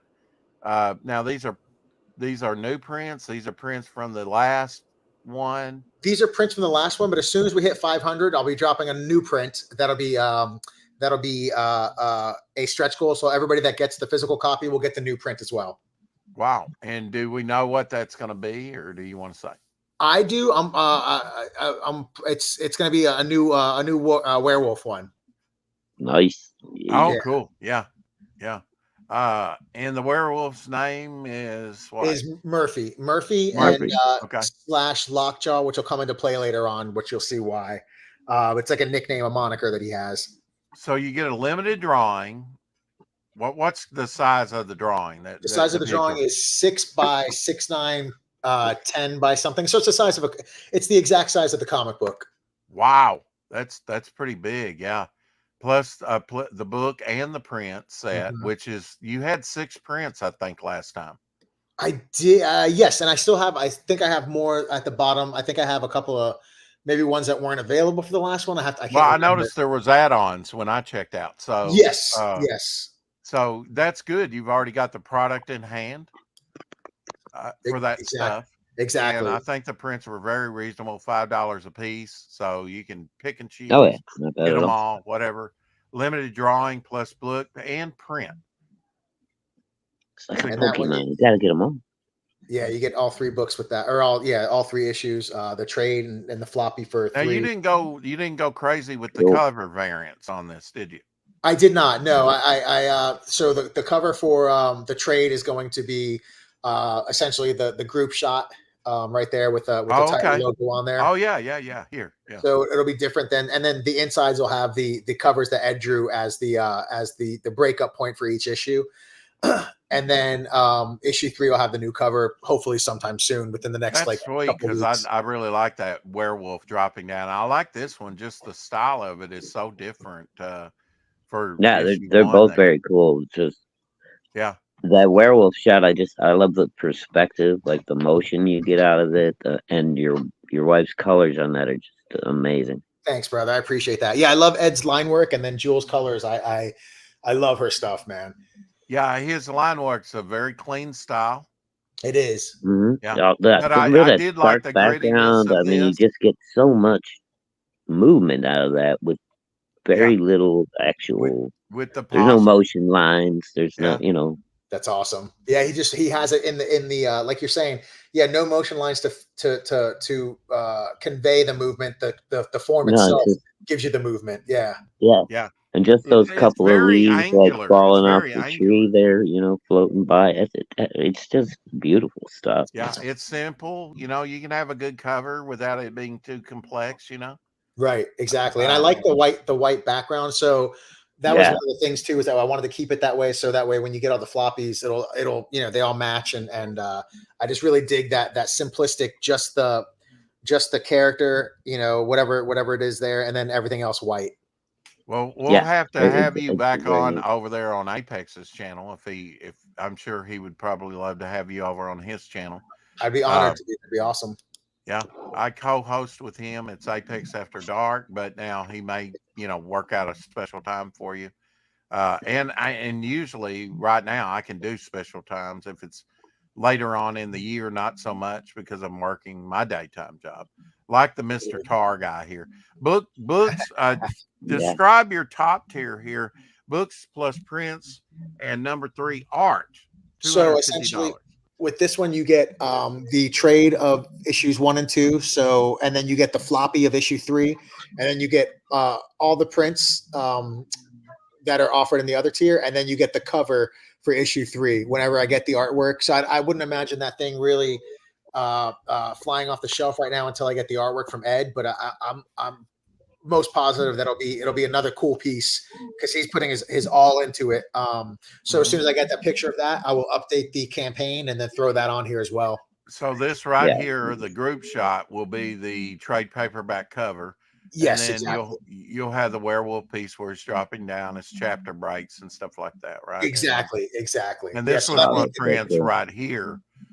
Which character is this with the werewolf? so that's Hellbound, Hellbound. also Yeah, known as John. And you find out why his moniker is Hellbound later on, which is something that really plays a big part in the story, redemption arc. he's And then he's a very distinctive looking character. thanks, man. I appreciate that. Yeah, I know you said, was it John is his first name? yes, exactly, John. Yep. And then you find out, why his name is John too, which is sort of funny to think about. But there's a reason Right. why Well, his name. okay. I'm a little. I'll have to go back and read the book one more time For sure. And then that stuff that comes up later because on he is introduces himself to Maureen as Mr. something. yes, Mr. Theo, Mr. John Carr That's right. Theo is his full name. Okay, that's what was throwing me off. I'm like, wait a minute. Yeah, so it's Mr. Theo, and then later on you find out his whole backstory. It shouldn't take too long. I think it's you start finding out bits and pieces within issue 3 and 4, and then There's a big drop, I think, in 5. But he's hanging out with Murphy in his full werewolf form in that picture. Yes. And yeah, and I'm totally digging Hellbound and his little crow buddies, man. Awesome, man. Yeah. Thank you. Yeah, they're definitely his pals, man. They're part of the family, so to speak. Yeah, for sure. And that's a Hellbound piece done by Ed, the cover artist, as well. Nice. And another the motion that he has just without actually having any crazy lines too. Again, dude, that's so he like works it all into the image instead of like around it. Right? Yeah, totally. Pretty cool. Like it. Thank you, brother. Oh yeah, dude. Like I said, having fun with this series so far, man. I finished the second book. It's like, dang, good thing the third one's coming out soon. That's awesome, man. I'm still because I want to get it out, and I think by the time issue 4 is out, there's enough of a good spot, because I'm working on issue 5 right now, but obviously it's just been a little bit hard with fulfilling the baby, the new campaign. But I should have issue 5 done within like a month or so after. Maybe even before that, but I want to make sure that I'm getting these out, at a relatively timely manner, so that way nobody forgets and they can, and where it's, if I ever take a break, it'll break on a part where you can feel satisfied, Yeah. Oh no, that's like I said, really enjoying it so far. Really great turnaround time from the time that I backed until the time they were in my hands was super fast. Awesome. That's what I like to hear. I know I just had some people from New Zealand who was like, dude, I got it already. I'm like, really? He's Damn like, it, I was muted. I thought you guys were being rude. Anyway, that's awesome. Shoot, I've been making some good comments here. Damn. Is these just pages from your file, the little postage stamp things there on the side? Yes, so that's essentially the whole book. That's issue 3. Okay. So I just wanted people to see, Jolly was like, hey man, Jolly Green was like, you probably want to put up how much you've got done without showing spoilers. So why don't you just blur the whole book and put it up there? I said, that's a great idea, dude. So I put all those pages up that way you can see that it's essentially, done. You're not going to be waiting too long. And I gave myself a 2-month runtime this time with another additional month for delivery in order to get everything done and have the shipping and all the books sent over here. So that was a great idea on Jolly's part, that people can see that, hey, this guy, if you're a new backer, you can see that he is fulfilling and he does have the book, pretty much 90% done.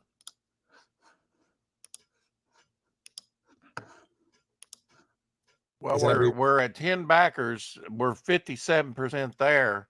That's awesome. 60 more days. I think you're going to get there. Well, listen, today was I think it's the fastest I've had my stuff get this far in funding. So I can't say thank you enough, boys. Stoked. And everybody that backed, thank you so much. Now there's 6 prints, right? This is a print here, right? The one that is white colored before. Yes. Now she had a C-section, right? She sure did. C-section, yeah. Yes. So recovery time, I guess, was she's just starting to feel better now, and I know it's funny because she's a warrior, man. She only spent 1 day in the hospital. She's like, get me the hell out of here. I want to be home. Right. Wow. In my house and comfortable. So she's a hell of a warrior, and she's feeling way better. I think we have one more doctor's appointment in the middle of the month to give her the go ahead to be feeling great. But she's listen, if it was me that had the C-section, I'd still be in bed. Nothing would be I get it. You'd be a whining little bitch. Oh, 100%, dude. Little? Yeah. No, huge. I'd be all jacked up on painful. I would be a huge bitch, dude. It'd be ridiculous. Yeah, 100%. From what I see on this print here, the teeth on the belt buckle, I don't see as many teeth as I see up here on this straight on. There's a little difference there. Oh, I think I just. Huh? Oh, I just did something weird to the screen where it just my screen, not yours. Let me see here. I'm gonna back out and come back in. Is that cool? No, but sure. Yeah, you can do that. He's already done it. So can I do this? And he's already, what the hell? I feel violated now, past Mr. Dan. Yeah. Yeah, this has been a lot of fun. Bag it up, right? I like that. It's not every day we get to launch a new project. There we go. Dude, and we're like, what, almost 70% there already for this guy? That's amazing. Insane. Sure, by Oh, there Shadowhawk he is. He's back. math. But no, we're getting there. What was it, like 64% All right, or well, let me something? go to the in that front. last- Man, I hate it, when you go way down and then it's like, I got to get back up to the top to see where I'm at. 57%, almost 60%. Oh, It's funny. 57. Okay, I'm Yeah. sorry. I'm on her Mac, so I pressed Your something at the enthusiasm. large Curb your screen. enthusiasm. I think I saw that in the chat earlier. Yes, that was the Larry David show I was talking about. But it's funny, I'm on Okay. her Mac, and I guess I pressed something on the Yeah, the the mouse. comedian that was on that show passed away not too long ago. He did. He actually filmed the last season. What's the heck's his name? Lewis was his Lewis. name? Yeah, yes, yeah, exactly. Oh, yeah, Richard Lewis. Yeah, yeah. Mhm. And he definitely looks sick in this final season. He looks like he was, definitely had something, or at least his age. But yeah, it's a shame because he was a. I he was a don't know if you know this, but when really we're being entertained by the dead, most of the stuff that we watch that's older, those actors are gone. Oh yeah, for We're sure. watching really the dead perform for us. Isn't that wild when you It is crazy. kind of put it in those When terms? you, But yeah, it when is you true, think about isn't it it? that way. It's a little Yeah. weird. Well, I mean, yeah. Well, even I mean, it's true though, right? Most of yeah. the It's a Oh, voice yeah, from the past. It's almost like the modern Ouija board. don't say that. I'll never watch it again. You're ruining everything. I hate you. Awesome. Stop So, it. Desist. Quit it. Rex, what was the question about the teeth? Because my screen enlarged for some reason, so I couldn't see what you were talking about. But there was the teeth on the belt. Enlarged. Rex was saying it looked a little different from the. From both pieces, and it might I be think the cover one teeth of them to had the. more teeth than the other. The straight on view had more teeth. I just noticed that. I So think it's the probably other had like 3 up On, top and three Hellbound, in the bottom. okay. So it's probably Ed's interpretation, maybe. Could be. Yeah. All right, let me get it right here. I Okay, wasn't counting. I wasn't counting teeth, but apparently Rex. 7, 8. We've got 8 teeth up top on this one. We've got about 7 down below on this version right there on that print, and then you come down here and you got 3. So that's Ed's interpretation of it. Yeah, well, this is much more simplified. This one here. Yes, for sure. Dragon. Your wife's colors on this are just lovely. I love the werewolf with the pairing of what's the character name? Hellbound. What a great name. Thanks. I appreciate that. Yeah. Now, what describe his look? What are you kind of going for there? And does he control his clothing? He does. There's those tendrils are actually sentient, and he does control it. That's due to some wizardry stuff that will be revealed later on. And it's actually an ancient garb that he has. The belt thing with the teeth was actually a crest, so to speak, for his family, for where he came from, because he's a little bit older than he may seem, and he's just an ancient warlord sorcerer who's trying to make amends for his past, hence the name Hellbound. Yeah, well, on this piece you don't get to see his weapon, his sword, as well as you do on this piece where he's kind of broad, sideways. Right. That gives you a good view. I like both pieces. For different reasons. I mean, totally. It is a big thrill to see your stuff done by a different artist, isn't it? I mean, just 100%. see the different interpretations and you're going, sure. Yeah. Now you design your characters, right? I did, yes. Yeah. And take us through that process. How do you? I mean, I know how I do it. I generally go with the face. If I can get face, I can extrapolate a costume and powers and name from that. Right. So that's kind of how I did Devil Flyer. Did a face. I think that time I did a whole body. Actually, it was kind of different, but I was. He's kind of a mashup character, but his, I gave him the Kurt Wagner devil tail. Right. with a pitchfork. Well, that's kind of devil, and he's got wings, so devil flyer. Right. So it kind I of love the name though. the final design kind of suggested the name to me. Well, and the name is great too. It's unique, you know. Well, I wasn't sure. I mean, when you first come up with a name, you're like, I don't know if that sound. You know, you have to kind of get used to it. I remember when Teenage Mutant Ninja Turtles came out, I thought I had to get used to that name. Right. No, for sure. Because it was so weird, you know. And now it's a household thing, you know. I think Devil Flyer, the first time I heard it, it seemed like it worked for me though. It wasn't anything that I had to be like, huh. It just it rolls off the tongue. It's one of those things where you're like, oh, I can't believe somebody else didn't use that name. See you, Crenshaw. See you, Crenshaw. Thank you, brother. Yeah, it's one of those dragon. Things. Hey, Ethereal dragon in the house. Nice. Yeah, it's wild. Nobody else scooped that name up already, isn't it? Right? Yeah, that's insane, man. Because it's a great name. Yeah, it evokes something about the character. And were you able to copyright the name Hellbound? I copywritten the whole story's been copywritten probably about 7-8 years ago. I think I finally sent off the manuscript. So he's in there. I would assume that it would get him as well. But if not, at least I'm first to. Well, I mean, at very least, you can do the something's universal. You can your logo. Yes. Trademark that and whatnot. And I think also being first to market with that name, at least that would stand up in court too, because I don't see any character named Hellbound, which you would think Rob Liefeld would have had that done in the 90s. You know what I mean? Like it seems like such an image. That should have been an Image Comics. What was Jay Lee's book called? It was Hell something. What was Jay Lee's book? Image book. It was Hellblazers. Might have been Hellblazer. Something. No, that's not it. It was Hell something. It was Hell something, yeah. The more I look I'll at this be right back. I got somebody at the door. Okay. You got it.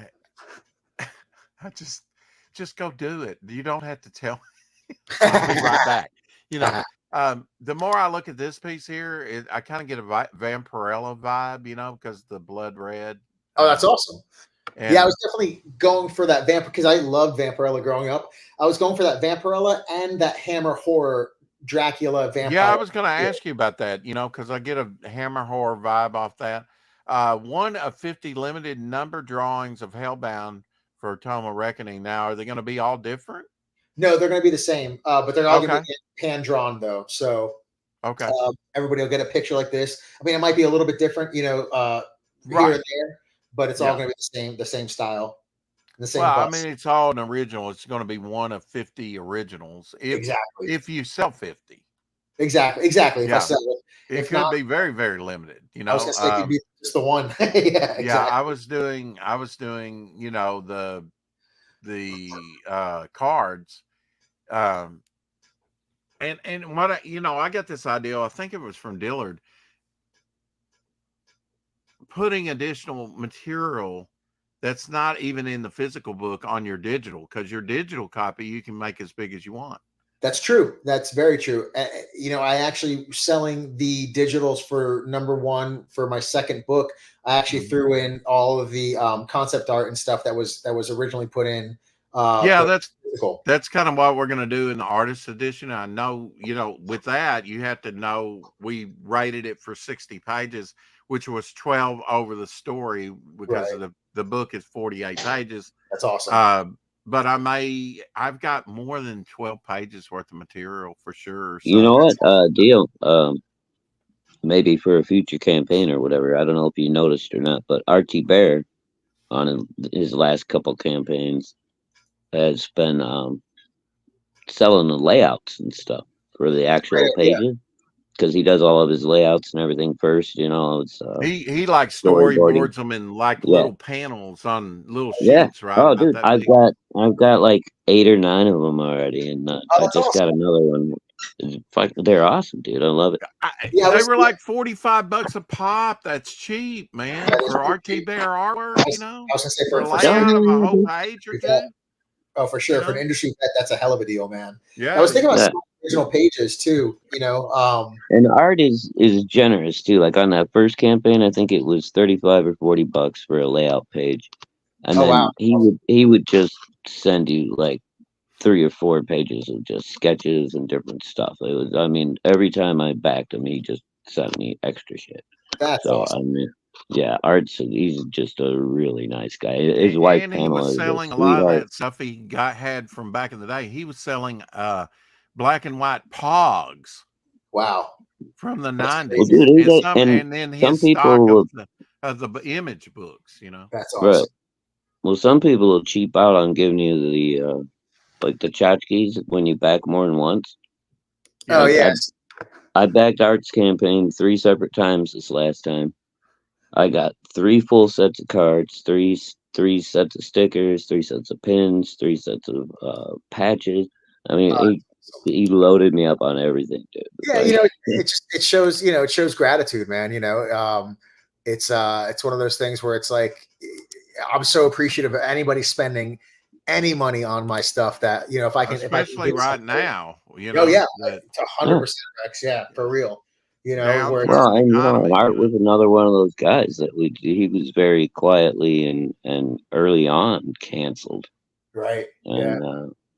and I'm sure he's very happy to be able to still And support plus himself the and eternal live a Hulk decent life. artist that he employed to do the pencils for a cover, he likewise turned around and employed a canceled artist after he, That's awesome. Yeah, art was canceled, and then he in turn turned around and employed another recently canceled artist. I think that's awesome. Yeah, and and it just goes to show that these guys they're doing it their way, and it's probably even better than like granted, I'm sure it's nice to have the stability of the mainstream stuff, but how stable is that anyway? And then now they can do what the heck yeah. they want on their terms, and I think that's the dream. Now, D, I'm going to ask you something because I noticed you didn't have a signature tier. Will you sign mine? Oh, of course, yeah. And if anybody wants that, 100%. Only reason I didn't offer that is because, well, first of all, I wouldn't charge for it. But second of all, I didn't Right, want to ruin anybody's book. You know what I mean? With my right. signature. I Yeah, got it. Yeah, and I would definitely but I sign it. would make mention of that. I go in the campaign and just make mention on a line. If you want your copy signed, just ask me. I'll sign them. That's a great You idea. know. You know what? I'll send a message out tonight, and I'll also update the campaign later on tonight with that. Because that's a great idea. If anybody wants it, for sure. Because I know with the last campaign, I had people ask, and I was like, "Heck yeah!" I'll sign it for $75. No, I'm kidding. I was like, And I love it. When they date it, also. "Oh yeah," One I'll date it for There's certain sure. things I like to see on a cover, and I get it. We're not on a monthly basis like Marvel and DC, but Right, I like to see the price. I like to see the month. I like to see the year. Even if it's in the little copyright or right. whatever. I just like to be able to identify it as a moment's notice without having to get it out of the boarding bag and see or check every one and then put the information on the back tape. You Right. know, that's the way I do it. In Sharpie, I'll put the information on the tape Well, I'm on definitely the guilty back. of not putting the of the date on there, which I think I need to do with the next one. With this one, I could probably start putting the date on there Well, as a. I was thinking with my book, one thing. I thought this yesterday. Maybe I need to put 2024 edition on the That's a good cover idea. somewhere. Yeah, and that way, if you do a Or reprint at later, least on the back cover. for But sure. But I Yeah, like all the stuff on the front cover. That way you don't have to take it out of the board and bag. and I'd also like to get the barcode as well. I know that's a little bit pricey from what I saw. I think I saw a video Oh, on it where it's like but 300 oh bucks. yeah, and you can get somebody make those up for you for nothing. I mean, and you might as well. You can get in the local comic book shops on Yeah, Amazon, and exactly. you definitely got to get if you want to reach a wider Well, audience and yeah. get this into At this the point, hundreds. it's probably cheaper to do like a QR code or something. One of them scannable ones. I think Yeah. you're right, man. And I think Rex, you had a QR code done, didn't you? I had I think he did. Yeah, I I thought had you had one. it. I placed a QR code in my Alterna ads That's what I saw. Okay, That's for what the it was. sign up. Okay. which is a Yeah. great idea. I think Shadow. I think that's a good idea. Is you're right. It's probably is cheaper, and you can still get all the information that you need to get, Mm-hmm. And I mean, Yeah. come on, And my today's day and campaign's age, still everybody's good. got So their smartphone. those old ads from like 2022 or whatever it was is still good. It'll still lead you to the campaign. That's awesome. Oh, That's yeah. Because the Yeah, campaign's that's still great. up. Bone is in the house. Just got home from work. Thank God it's Hello, Friday. Bone. What? Nice. It's Yeah, Friday. Oh my God. I'm Well, gonna put my Bone just 3D got glasses home. That on. means he must be backing the campaign. Maybe we should update it again. That's a big assumption, but sure, we could do that. Bone, Wow, Bone knows I maniacal love him. laugh there. No pressure, Bone. Yeah. No, still at 10 backers, $287, 57%. I just got in the door. Give him a minute. Yeah, I can't believe where we're at, boys. I'm excited. Dude, I'm so happy, man. It's going very well. I don't envy you. I just came through a campaign, and it's like, man, am I tired? I mean, I was dude, you kind of, you had a fiery start too, boy. Your launch was kicking, man. Indeed. What did we make that first day? Like almost over $800 in 1 hour. Yeah, that was insane. In less than an hour. Yeah, that was a crazy good launch, dude. I was like, wow. And we got funded $2,000 in 4 days. That's awesome, dude. I remember seeing that happen. I was like, oh, dude, I'm so stoked. Yeah. I mean, it's a testament to your creation and your character. And I mean character as in who you are as a dude as well. You know what I mean? Right. Yeah. Yeah, well, exactly. F you too, and it's been nice knowing you. Listen, that just makes me love you more. Oh my God. I can't get rid of this sleep. Not at all. You're going to have a harder time getting rid of me than I did my hair. Oh, we're gonna have to launch number 4 over here again. I man. really wasn't going to go there. Seems like we're good luck for Dio. Yeah, man, have you ever seen this Super 6? Yes, I have actually. 1966. Yeah. I can even remember. I vaguely remember it.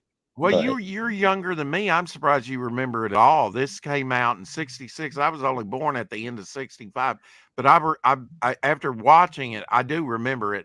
I got this at Walmart for a few years ago for $5. That's awesome. Not even having a sealed copy. I remember even those young memories of like Granite Man being my favorite.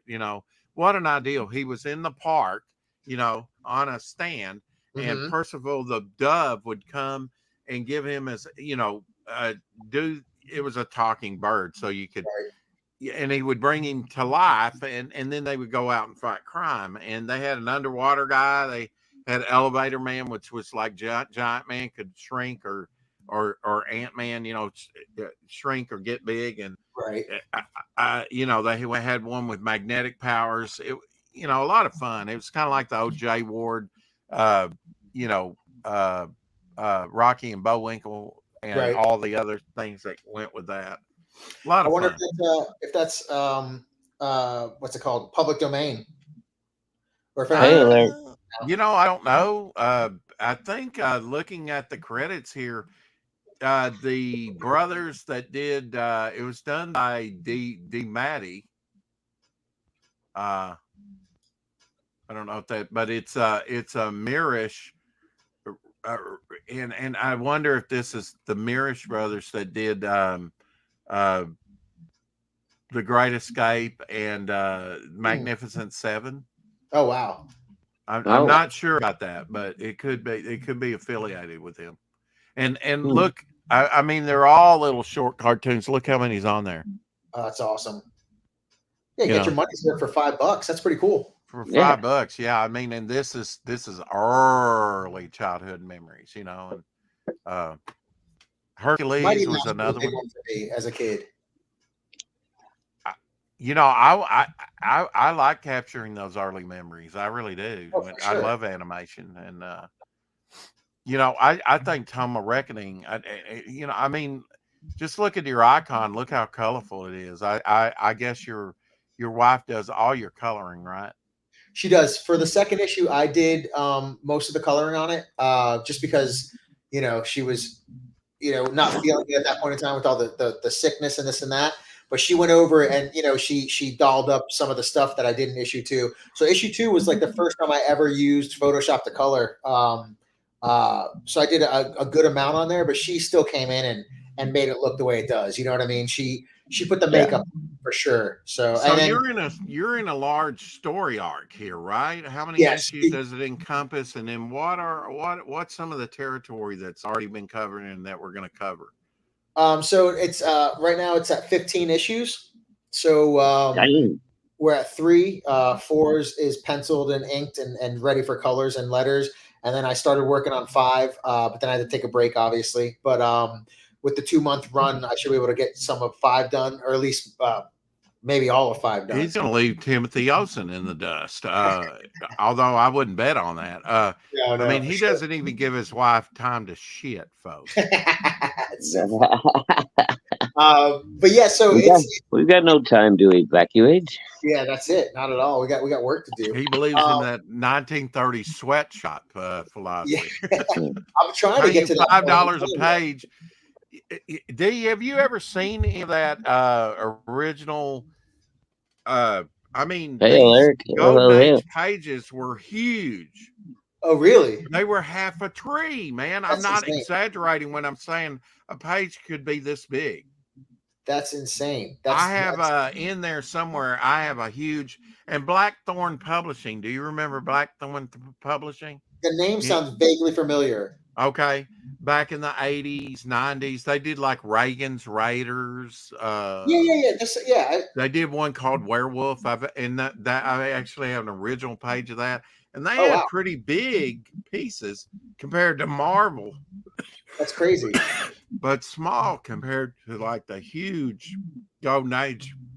Like I say, they must have been peeling that stuff off redwood trees. It's funny because with them doing the large pages, I wonder when they went to smaller ones, quote unquote 11 by 17. I wonder if they felt like it was too small because 11 by 17 is still a big page, Yeah. Oh, absolutely. I think 11 by 17 is a nice size page. I mean, but that's like some of those ones Rex showed me. I was like, damn, those things are big. They're huge. Oh yeah. Yeah. It's almost like a huge canvas, Yeah, you gotta have like a big old artist. You gotta have a big easel just to put on. Just to even flatten that baby out, And what's interesting though, the more we get on down the road, the more we kind of return to, because I know when Todd McFarlane was doing Spider-Man and he wanted to put in more detail in the webbing and stuff, he went larger, and he did the same thing with Spawn. And he still does that today. I think he works a little larger than what most people do. And it's funny saying that now with digital, you can essentially do that. You know what I mean, and not have the big paper, because you can zoom in so far, to do the digital stuff. Oh wow! Yeah, brief run. I heard they screwed over creators. I know there was a title that Rich Buckler did for them. It was kind of like a spy-like book. I've got some of it up there. Real sketchy covers by him, not your normal Rich Buckler stuff, Oh wow. But yeah, I mean, I don't have very many. Well, I mean, Steve Ditko did a book for him.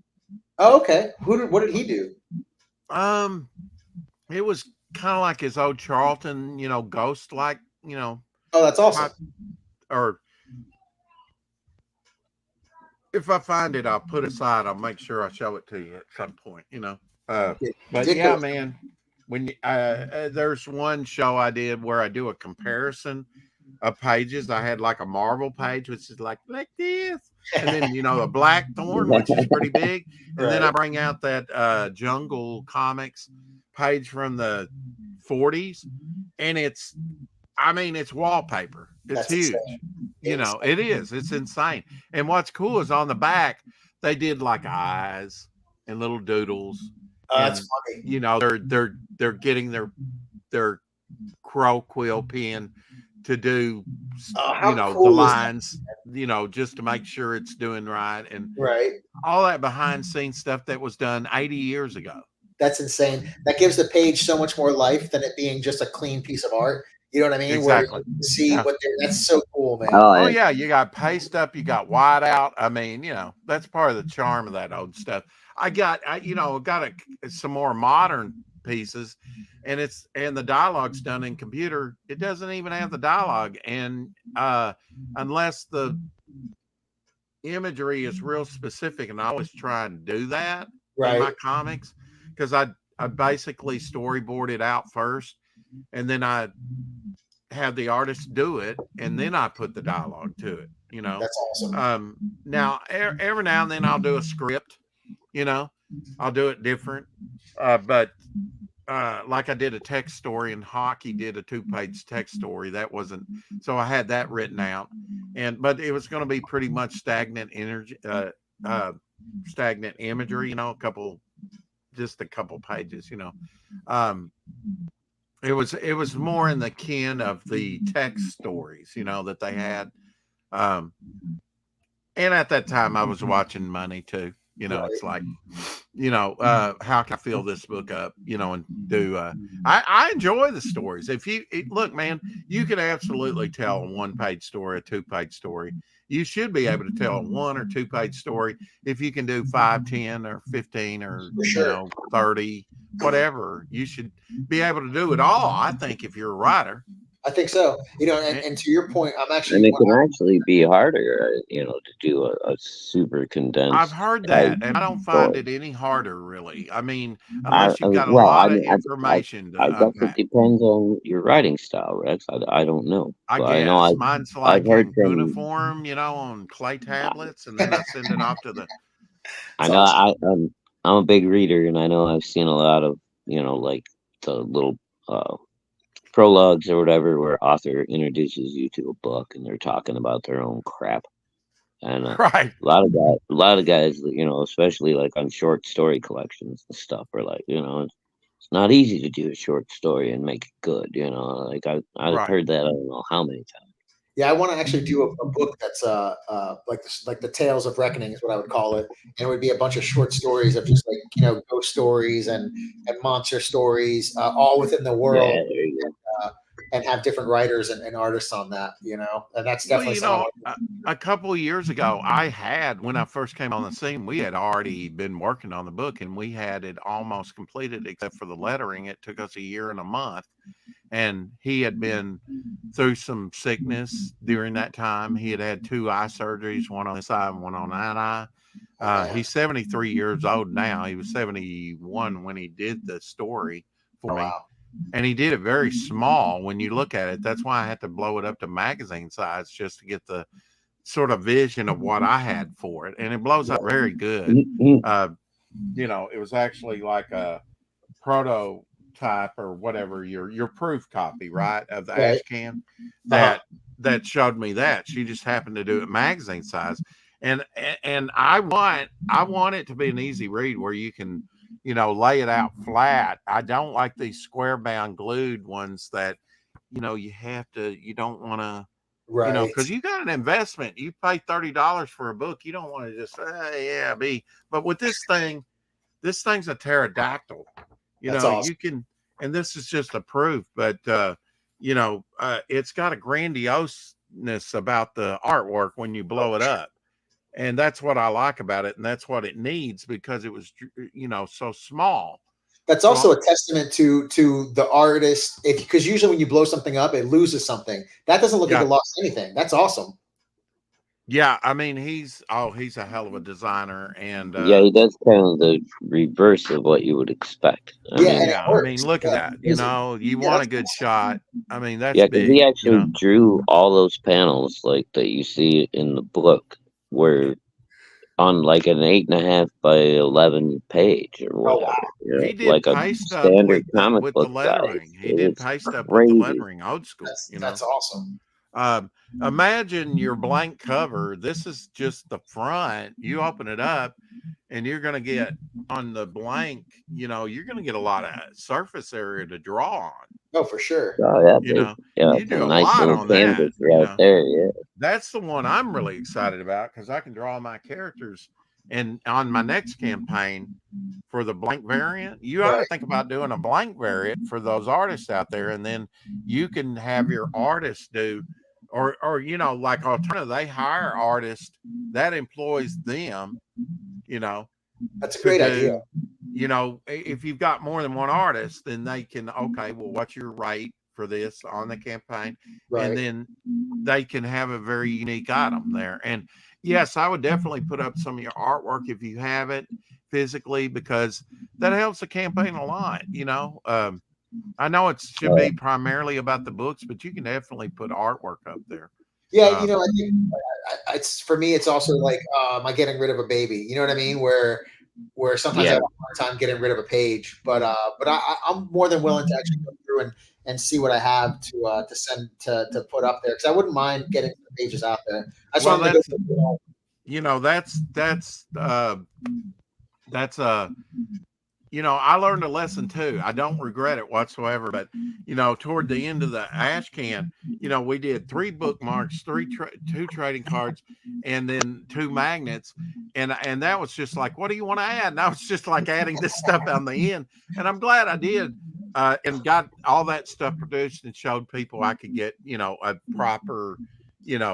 But that didn't help me. I mean, I took my tax money that year. We got, the mailing was several $100s to get everything mailed to people. For I sure. think my 3 international was like $80 something, just those 3 books. Oh, and really? It's a small little ash can, and that's Oh, before the rates went up. The rates have went up, like Canada, $4 now, maybe even higher now than it used to be. Yeah, it's insane. I know I charged a little less than I should have for the international, so I actually had to raise it up this time. I just put 50 for the whole world, but you get if you want it, you can get it. Because I only had, I think, 4 or 5 international backers for the last book. Well, that's one reason. I knew this would be more to fulfill, and I thought I would, try out Critical Blast, and so I have him. And he's only like 4-hour drive away from me if I go all the way. Oh, that's awesome. And I might be getting some stuff printed, the hardback artist edition in Nashville, and that's not that far away. But let's take a look at Tome Reckoning here, the trailer for one last time here. You got it.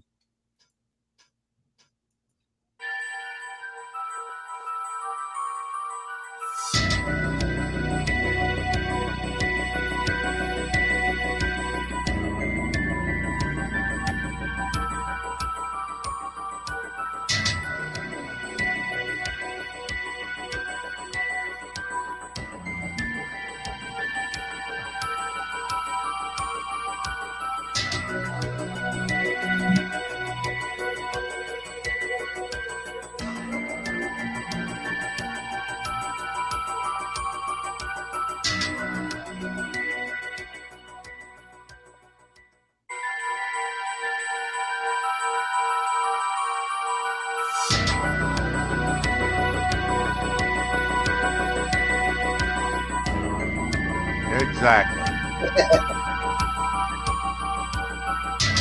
That's my only drawback. I really got to get my internet better. That scene right there with that face, she really looked like Art Adams' artwork, Oh, thanks, man. I appreciate. That's one of my biggest influences, for sure. Look down there all the way to the bottom left. You got Star Trek. You got that. He's getting ready to die. On that doomsday. I love that actor. He was actually in a couple of episodes of The Invader. That was Pike, right? Was that I think it was Captain. No, Pike, that's Christopher Pike. You're thinking that came before Kirk. That was that other captain that beamed his crew down to the planet, and he's like, oh yeah.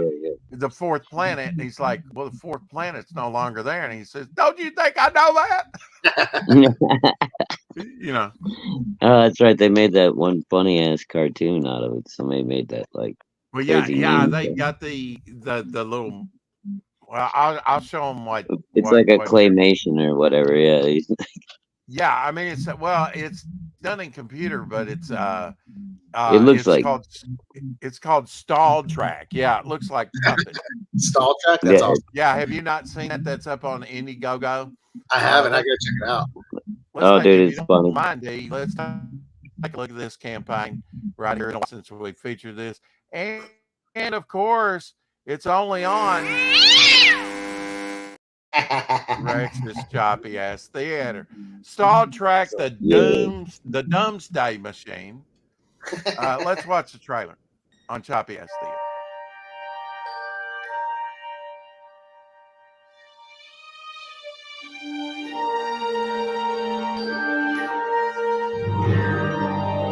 Now that looks like lettering from Saved by the Bell. A space burrito. Does. That's funny. It's not a space burrito, Captain.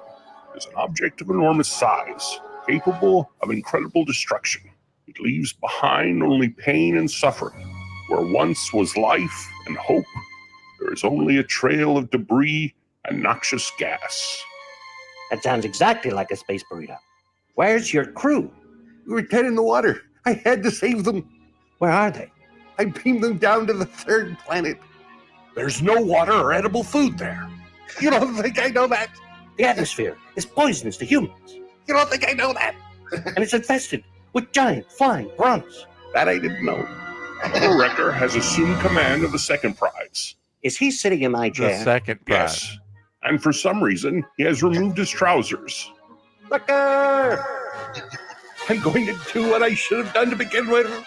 Don't do it, man. It's a suicide mission. And that's my favorite shuttlecraft. You don't think I know that?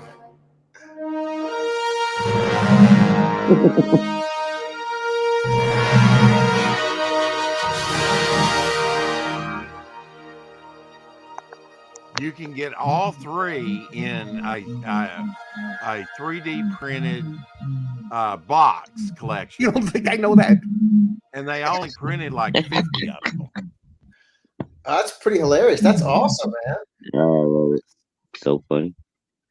That's really cool. Track, Yeah. Still in Demand by Mark Largett. He's done 2 campaigns. He's out of Dallas, an animated puppet parody of the classic Trek episode. $10,227, 103 backers. It's been up there since sort of mid 2022. Oh, wow. But they got the Star Trek box set perk for $100, and there's only going to be like 50 of those made, from what I read on there. But it I gotta go back absolutely and looks look. I like a can't lot of remember fun. if I backed this or not. That is, I don't know if you did or not. I know we featured it before. You know. Oh yeah, we've watched it a couple of times, and it cracks me up. Yeah, it that looks like cracks me up. looks like a fun campaign. So it For looks like sure. we're gonna leave Tome Reckoning here, but it is not down nor out. At 10 backers, $287, 57% there. That's awesome. Pretty, not a bad launch actually. I think it's a great launch, man. That's more than half. That's faster than I think what happened last time, or maybe even the same pace, which is that's great. That's all I could ask for. You know what I mean? So I'm Yeah. stoked. Break it down in simple terms. That's 5 backers an hour. If you do that for 30 days, imagine. I like your optimism. I love it. I love it. If you could That's a good double door-to-door. a penny for a month, Dude, you never You'd be know, a man, man. man. I mean, you know, things take off. For sure. Well, look, absolutely. I mean, just the last few days when we went into man, like, Yeah. and I get it. People rebacked and other things but we've got some new backers too. And earlier today we were trending number 1. I guess That's I should over there on Fund My Comic. I guess I should update my own and just see where yeah, it's see where at. it's at. Yeah. Why the hell Update not? yours, and then we'll do another one for Dio. 55 backers. That one of them That's is awesome. I backed it $1 and gave 3 to keep us trending in one of those dead slump areas. And I just wanted to kind of test out the system and see how you kind of did it. Right. And actually that's anyway, I won't say that. Anyway, $3,145.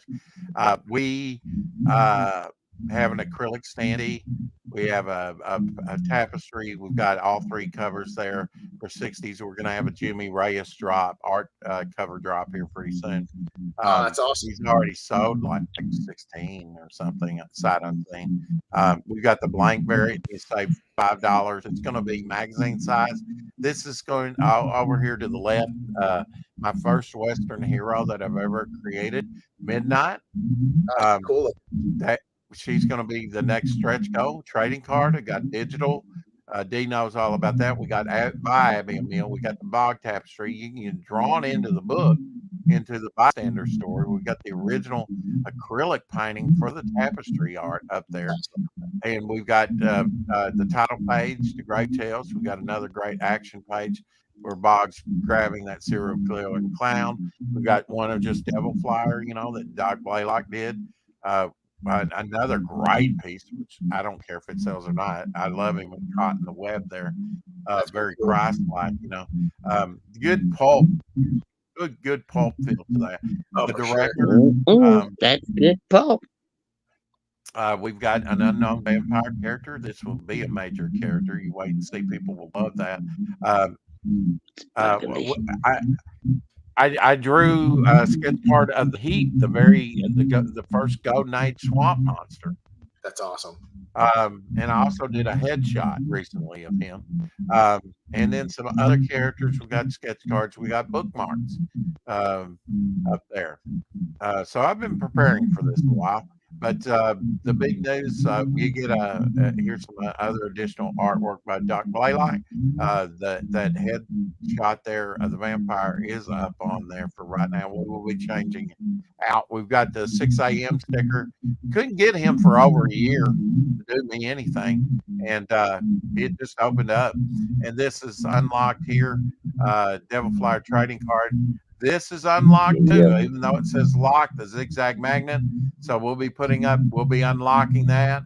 It's unlocked for everybody. You get, but D, what you want to get? Why do you want to buy Devil Flyer? Well, besides it's an epic book, you get a charter member, a Devil Flyer fan club charter member card, and that entitles you to free stuff all year long as it releases. Well, I know I'm going to be doing some drawing tonight since my book is done, on my end for right now. I think I know what I'm drawing tonight as I sit on the couch and relax after dinner with the girls. I'm drawing Devil Flyer. Yeah, for sure. So. And I'd love to see what your wife could do with the colors with that. I think she would kill it on it, man. I'm gonna make her do it. So I'm gonna make her do it. Yeah, slave labor. I forgot. 100%. Listen, yeah, exactly. I hope you got a crop stick or a bullwhip. I'm just suggesting anyway. My trick is I do the dinner and then she does the other stuff. So it's now I've got a personal question. Dude, that's how you do it. I love to cook, so like the wife is like, but now you do all the hard stuff. I'm like, no, I like cooking. with the I always say this wrong. People make fun of me. The C-section. I always want to say C-suction, like they're taking something out, like a wet dry vac. We'll get that kid out. Like we're on a boat. I forgot to put one of those filters in. Oh no! Did she have to have staples or did she have to have stitches? They did glue. Yeah. Oh, now they're doing the glue. That's right. I remember my medical crazy glue. Isn't that awesome? First wife's sister had to have staples, and oh boy, that looked brutal. That's insane. My mother had staples. She had breast cancer, so when they did the mastectomy, did she have a double or a single? I can't remember what she had. Oh, she had staples, and I remember she chased me around the house, pretending she was Frankenstein. She scared the hell out of me with the staples, which is funny. I laughed. She was that type of chick. Holy shit, man! Wow, she was great, dude. I was laughing. Your mom sounds awesome, dude. She was, dude. She was one of a kind, bro, and. She's the reason why I was hooked on horror. She had me watching horror movies at such a young age that I never had any nightmares from horror movies. I only had nightmares from like nuclear movies like The Day After or stuff like that. So yeah, she was a trip, man. She was like pretending she was Frankenstein and started chasing me around with the flat chest and the staples, man. And it was wow. She was a trip, man. She was a trip. You know, she was Wow. she was at home, obviously in the privacy of her own house, but Right. yeah, and she probably had scars from her double mastectomy, right? Well, yeah, I mean, it was. She had the staples still in her at this point when she did this. So she was like, Right. She like Wow. it was funny as hell, man. I was like, because she took out the fake boob, which is like just it used to be like a piece of fabric, you know, like whatever. And Yeah, she, like foam or something. and Yeah. then she's like, Throw it at you. cracked up, man. I started laughing my ass off. Yeah, she was one of my. Wow. She was a Yeah, badass. my aunt had to have a double as well, you know, very early on, and so Right.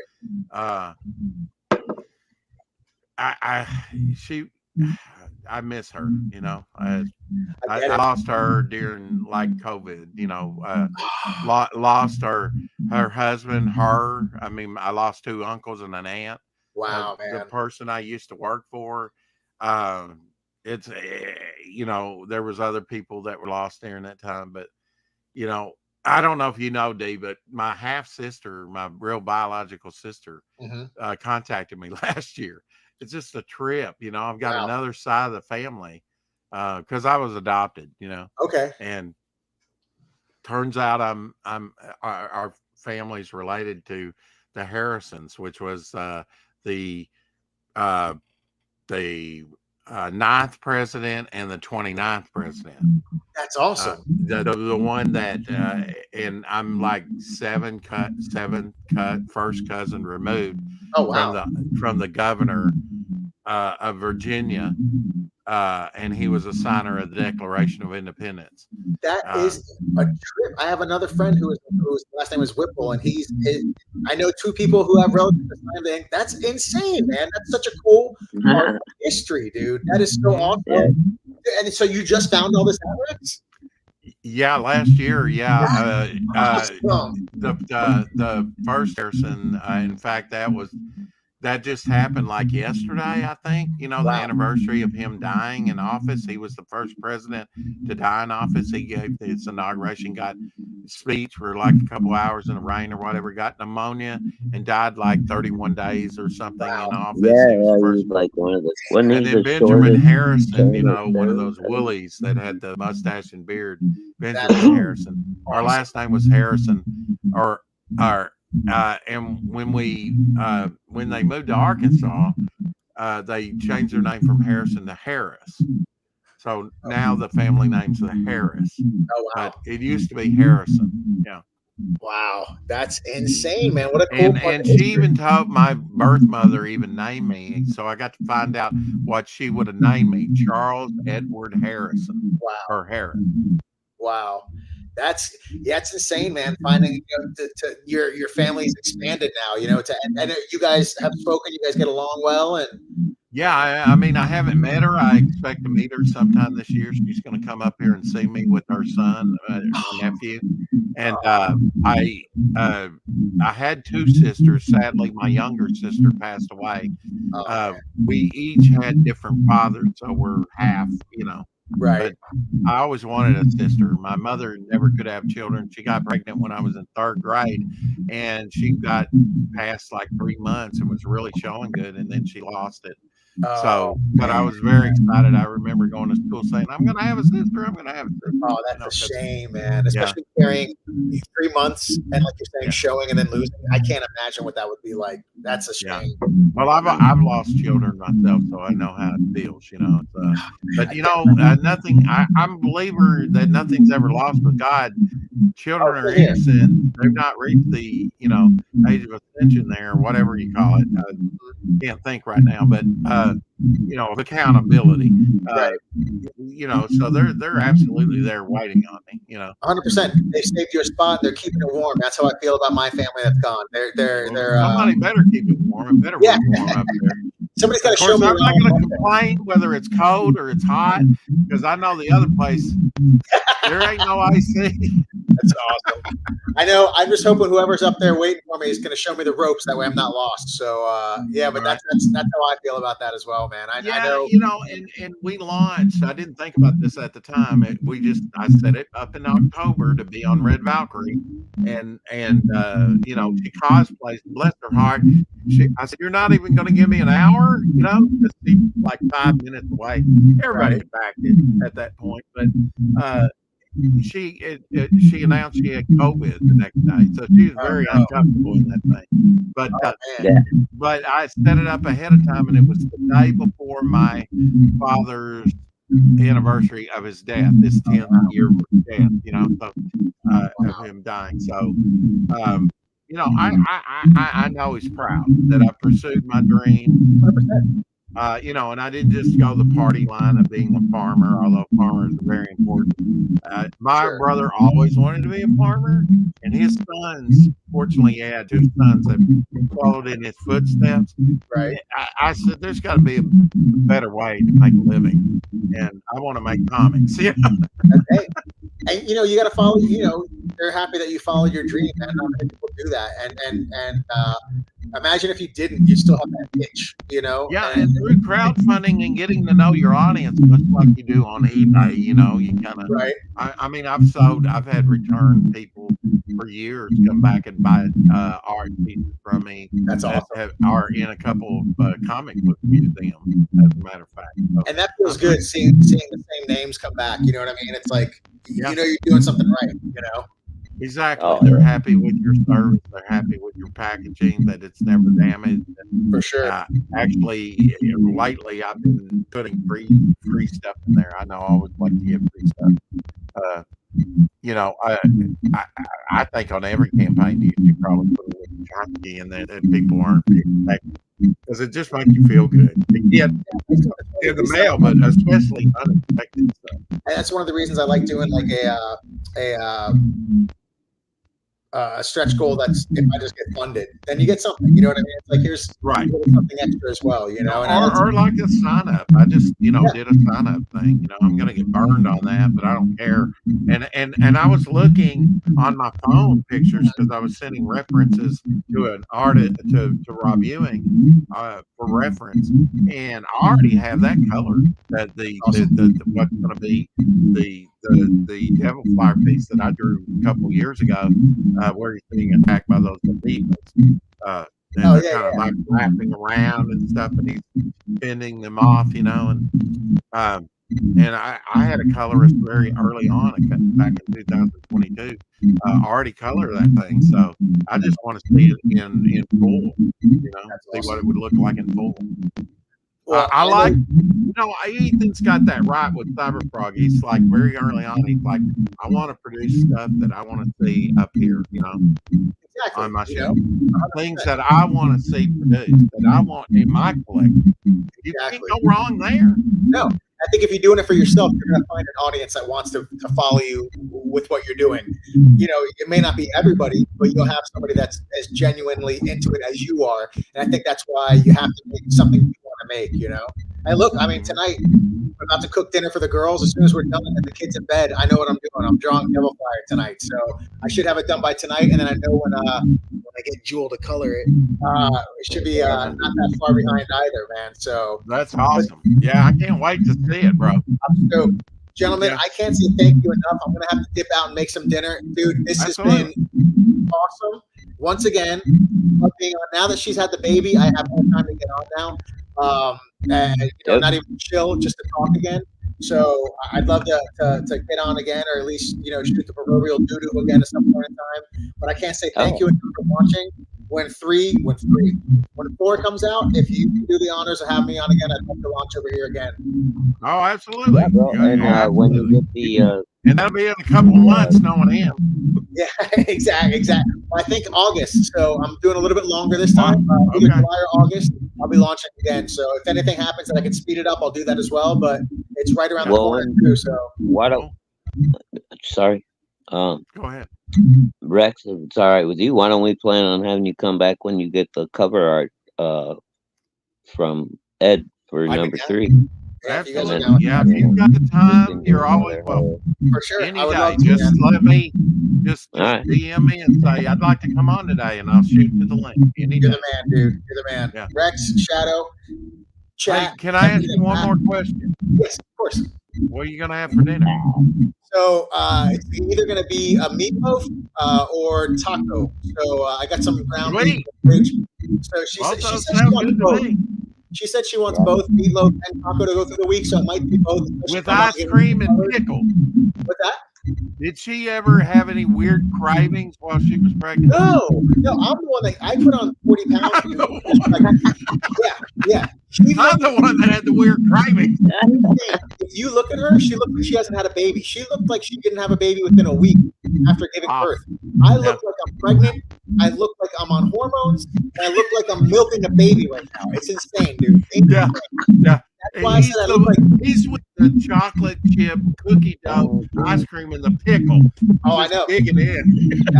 And that's what I was hoping to have happen with her.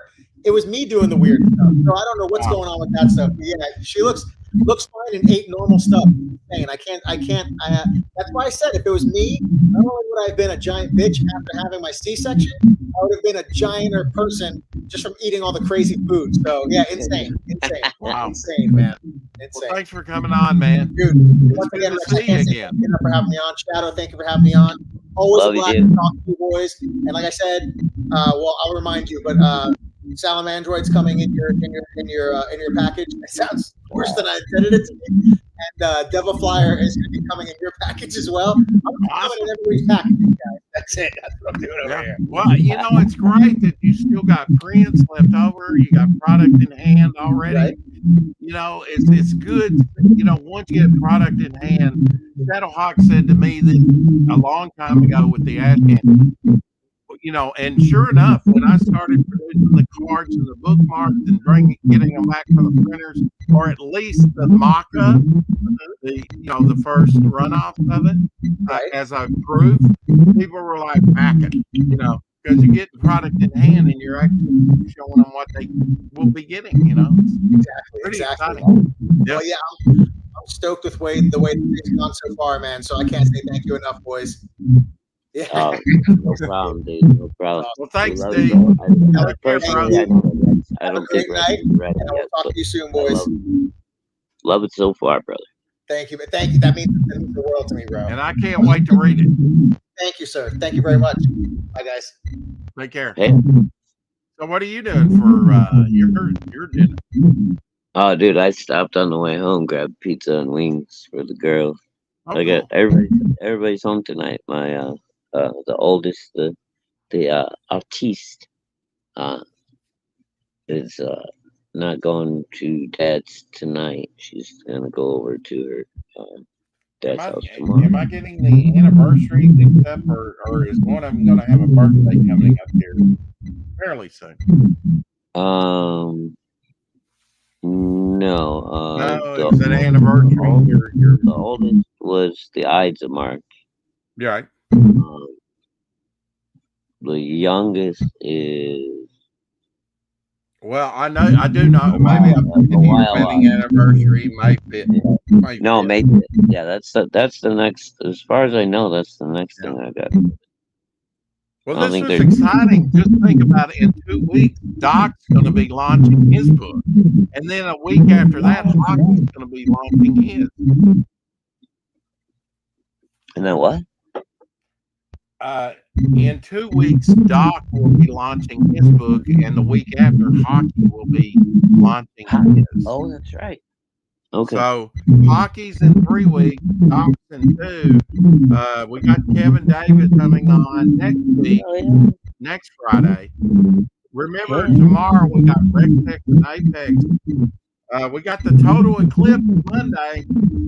At least here we do for a couple minutes. Yeah, I'm gonna die. So that all the news people are telling me. Oh shit. End of the world. We'll never get the Doc's launch. Is that what you're saying? Frankie B. Washington, he launches over on Kickstarter the 15th. Karen's back is getting bad, Rex.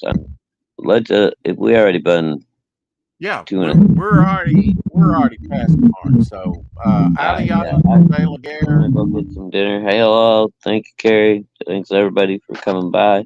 Thanks for such a great response and for supporting Dio so well. That was awesome. Love you guys. Bow for now. We love you.